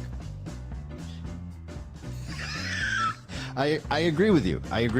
All right. I've been yelled at by the producer. He says, dude, the next prize. Oh, Lord. No, we're hanging up on all of you. As a matter of fact, it's a burner number. I'm going to burn that phone right now. Oh, lordy. Things I get myself into. Okay, next prize. The next prize, we're gonna pick a number between 300 and 500. Now, 300 and 500. We're going to give away this Ganja Beach pink t-shirt. Look at that. You see her? You see me? It's pink. It says Ganja Beach in Rasta colors. We're going to send one of these out to you. So go ahead and pick a number between 300 and 500. And if you get the right number, I already wrote it down. I already have the number selected. So start saying your numbers. Someone was very close already. I'm like, wow. 420 is never a good number to select because it's obvious. It's like what number? What number would you select? 420? No, it's never 420. It's good luck for you to say it though. Let's see. Let's see. What are the answers coming in? We got 430. Oh no, that's the wrong. There you go. That was the button I was looking for. 430, 420, 476. Wrong. 799. Listen, we said between 300 and 500. Yeah, no. I decided it later, right? So 499. Nope, not 499. Not 437. Nope. Nope. We got 799. No. 325. Nope. 300. 306. Nope. 499. Nope. Not 500. Wow. He got the number. Advert got the number. Advert Gibson. He got the number. At 4:55, Advert Gibson got the number. Holy cow! He's a big wiener. He's got a set on him. He won twice. He's so nice. He just got himself a pink Ganja Beach t-shirt. You know, Advert Gibson, you kind of messed up the show. I got 30 more minutes.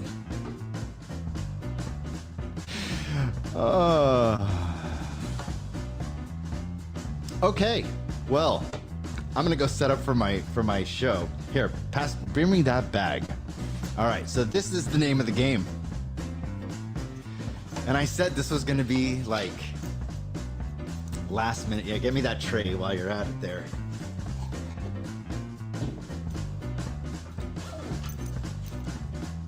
You guys, in order to win our next prize, Advert Gibson, you're gonna send Ganja Beach Media. You're gonna send us a message. Well, send it to Nugtopia. Let them know. We're gonna get your address and we're gonna ship that out to you.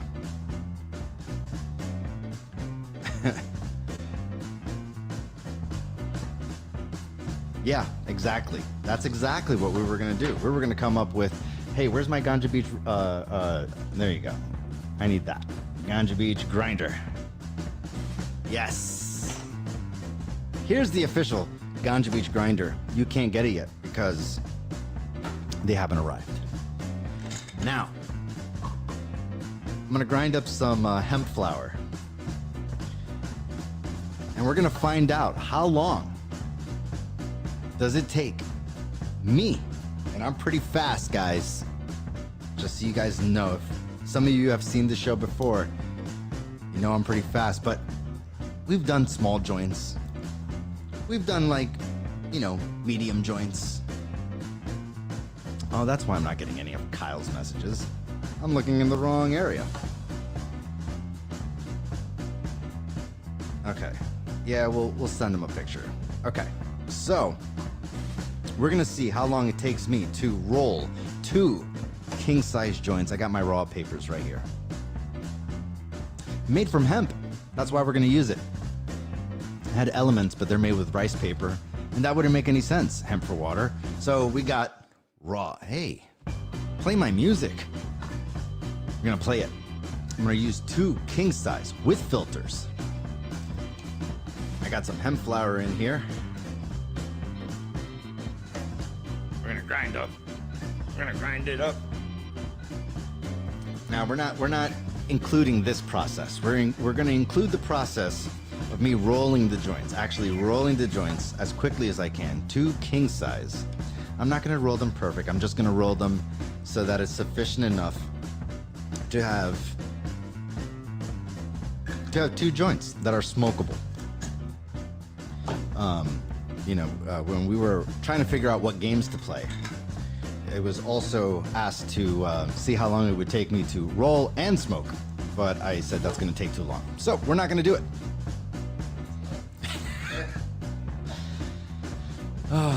Those lovely suggestions. Hysterical. Okay, so what you're going to do, guys, ask her what size.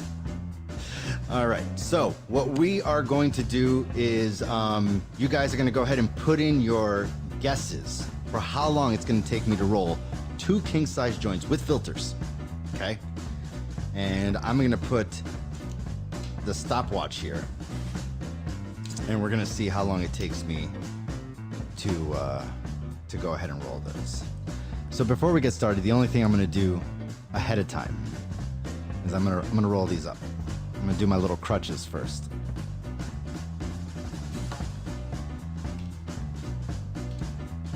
And the only thing I'm going to do is pull out a paper, put in a crutch, throw some material in it. See? The producers, they gave me the nod. They were like, yep, that was a good one. You used a good word there. Material. I'm going to put material in it. And we're going to see how quickly I can roll 2, not 1, but 2 king-size joints. Jade Justice, she just arrived, and she's like telling all her friends that Ganja Beach is giving away a prize. We're gonna be giving away one of 6. Check these out. Right there. One of 6. One of 6. There we go. What a 6. We're gonna give one of these away. Hey, which one of these were already given away? It doesn't matter. You get to ask Nugtopia which ones, and if it's still available, they'll let you know. If it's not, if someone already won it, I have to pick another one. Woot woot! What up? All right.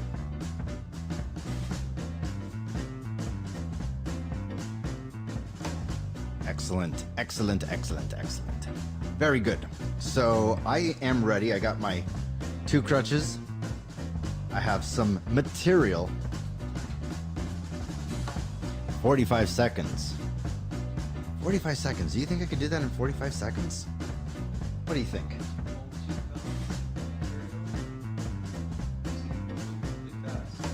Yeah, I mean, I'm pretty fast.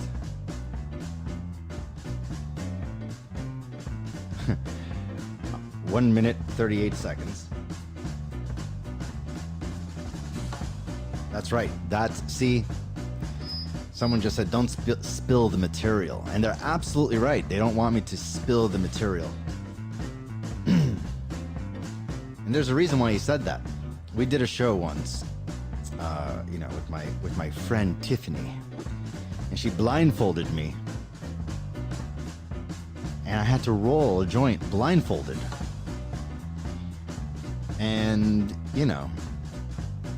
I tipped over the tray, trying to do it blindfolded, and everything fell in my lap. And that was it. That was the end of the show. 4 minutes, 20 seconds. I'm a lot faster than that. I promise you that. 3 minutes. I don't know. I think you guys are good in like the 1 minute range. I'm just gonna. It could be less than that though. 45 seconds. I don't know. All right, so I got Dr. Lonnie here with me, and he's got a stopwatch. Yep, there's him. Look, my hands are here, and that's his hand. Okay, I'm gonna roll 2 of these joints I'm gonna show my tray here. My cool Ganja Beach rolling tray. And there we go. Premium hemp flower. I got one crutch, I got two, I got paper. All right, Dr. Lonnie, we're gonna go ahead and test this out. Are you guys ready? Yes. Okay. On a count of 3. 1, 2, 3. Let's see. I'm already fumbling. Oh my God. Why am I so nervous today? Okay. I'm picking up speed. Oh no. I'm losing it.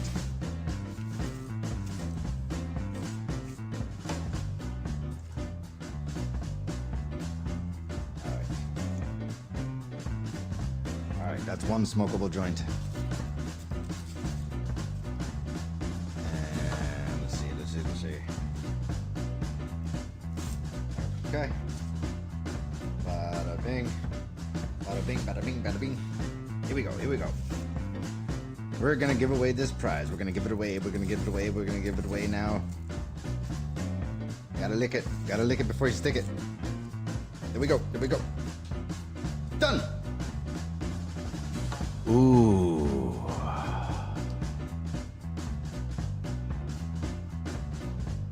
I mean, I'm pretty sure I can smoke that. Oh, I just dumped some out. But that's not bad, I have to say. I did not make one, I made 2. And the time was, oh, you guys can't see it, but it's 59:31. 59, basically 59 seconds. So who got 59 seconds?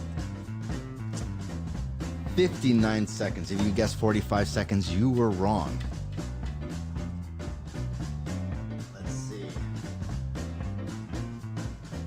Let's see, 59 seconds. Nope, that was pretty close.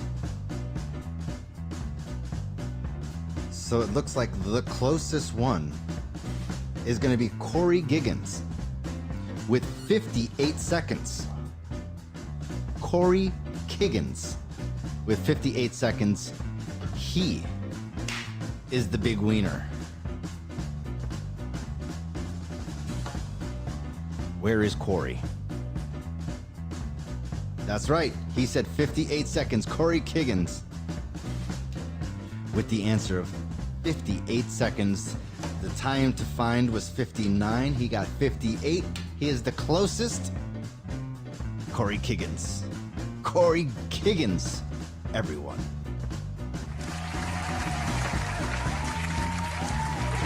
Everyone likes Corey Giggins. Not Corey Giggins 420. He got 58 seconds. You picked the wrong one. I'm yelling at my producers live. It's fantastic. Fantastic practices. All right. Guys. There we go. 58 seconds. See, he found it. I knew. I had faith in you. I knew that you would find it. Fantastic. Corey, you got to reach out to Nugtopia. You got to reach out to them. You got to let them know which one of these 6 you want to pick. We've already given one away, so hopefully you don't pick the same exact one.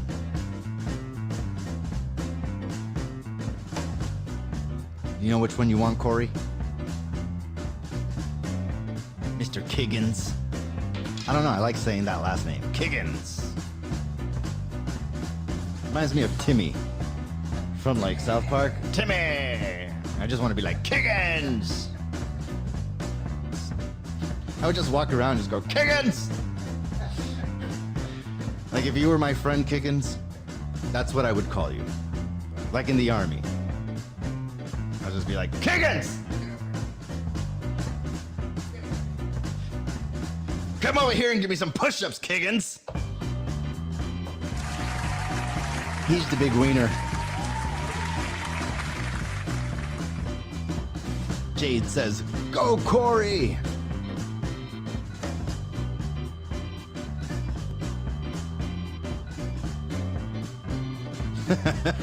Blah, blah, blah, blah, blah. Timmy!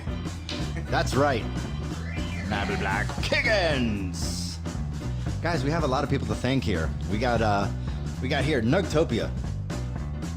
Of course, Nugtopia. Thanks for putting this all together and bringing us, connecting all of us to this wonderful show. Hemp4Water. Thank you, Steve from Hemp4Water.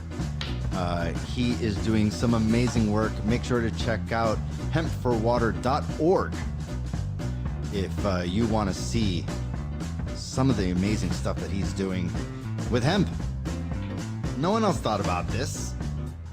This guy did. His company did. That's right. Thank you. Thank you, Steve. And all the work that you do. The Trent Art Gallery, of course. They got some amazing stuff. You ever checked out the Trent Art Gallery? Unbelievable stuff. I don't know how they do it. I just look at their stuff. I'm like, this is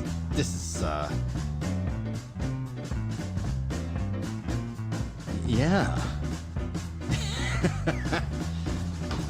And of course, Ganja Beach.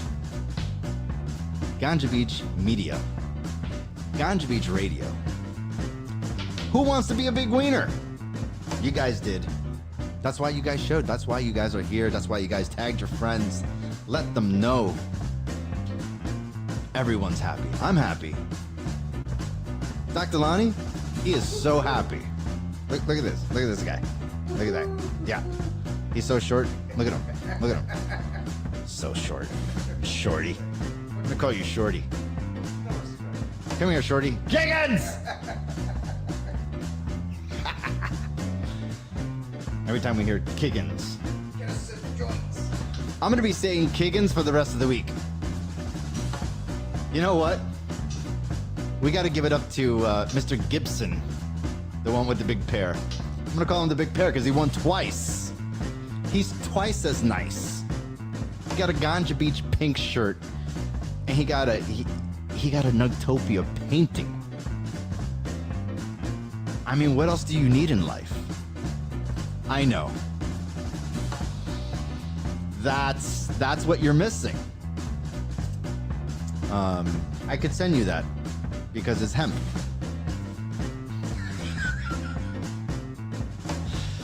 That will not be coming in the mail. You will be getting the t-shirt. That's for sure. We're gonna send you that. Gibson! Hey, Tiffany, I misses you. Okay, Tiffany. That was me missing her. Half a joint? No, Mr. Gibson. No. Kiggins! Gibson! Yep. That's what I would do. That's what I would do. You guys can be my butlers. That way I could just yell at you guys all the time and be like, Kiggins! Bring me my joint. Kiggins! What's wrong with this picture? Thank you. What else is wrong with this picture? Thank you.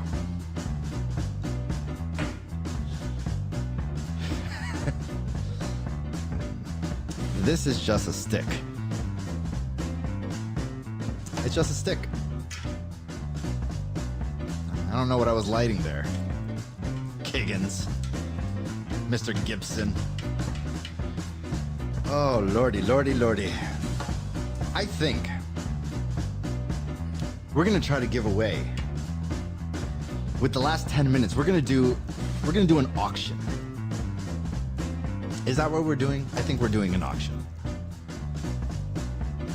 Look at this itty bitty joint. It's so cute.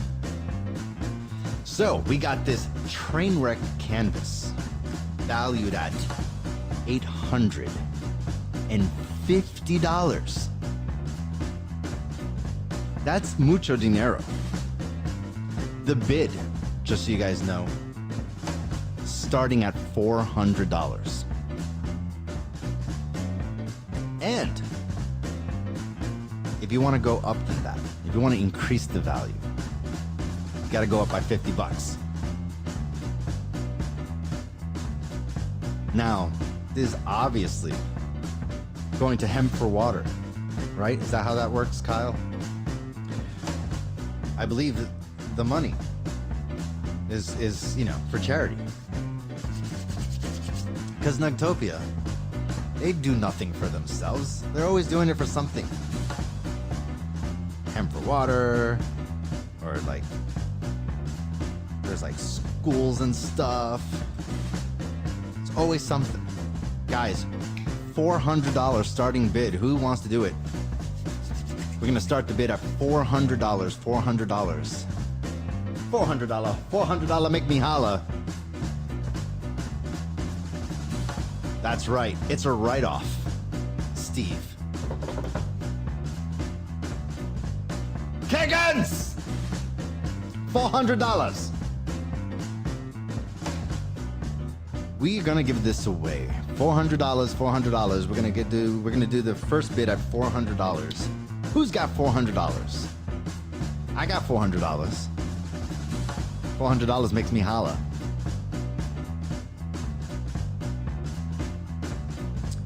That is the last super painting, which is the train wreck.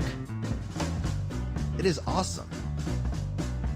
You have this little nug guy right there in the corner.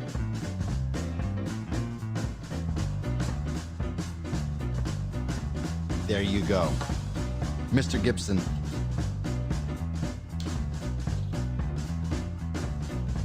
Oh yeah. $400. Go ahead and say $400. And if you say that in the comments, you are starting the bid.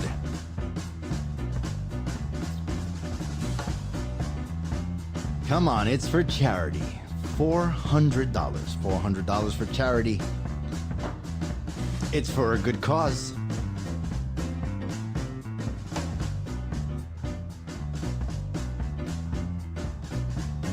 No? Going once.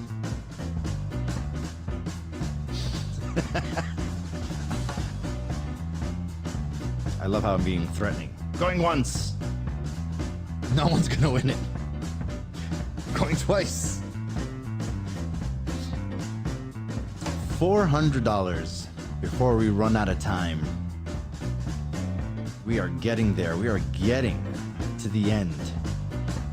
$400, like Steve says, it's a tax write-off. It is for charity. And it gets you this awesome painting. Trainwreck. There's a little nug guy, and he's got his feet up on some TNT in a train that is obviously blown up the railroad tracks, and he pushed it and was like, ah! That's what he's doing. He blew up the train tracks, and the guy's like, ah! I regret nothing!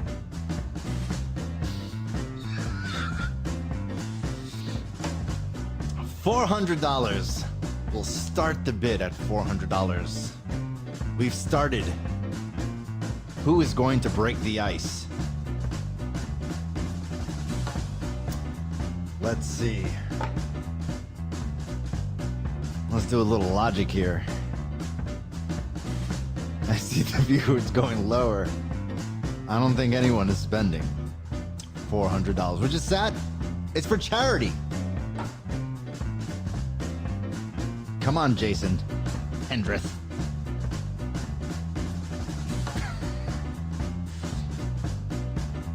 I don't see it. I don't see it. $400.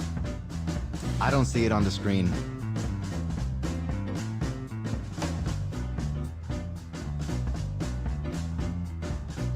Christopher Kane. Chris Pashley. Mike Merrill. Oh no. Hey. hear my music again.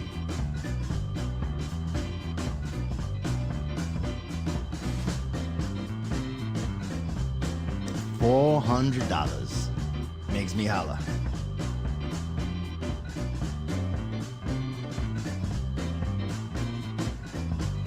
All right, well, let's go back into time. I used to love that DJ drop. There we go. I'd like to thank you guys. Thank you, Nugtopia. Thank you, Hemp4Water. Steve from hemp4water.org. If you don't know what it's about, if you don't know, now you know. Hemp4water.org. That's how you find out. That's it. It's simple. Trent Art Gallery, Ganja Beach Radio. I was your host, Super Gabe Osborne. Not to be confused with Super Dave.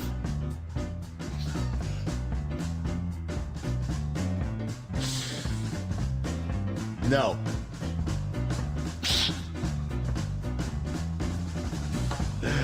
Oh, the things that happen behind the scenes are hysterical. Guys, thank you.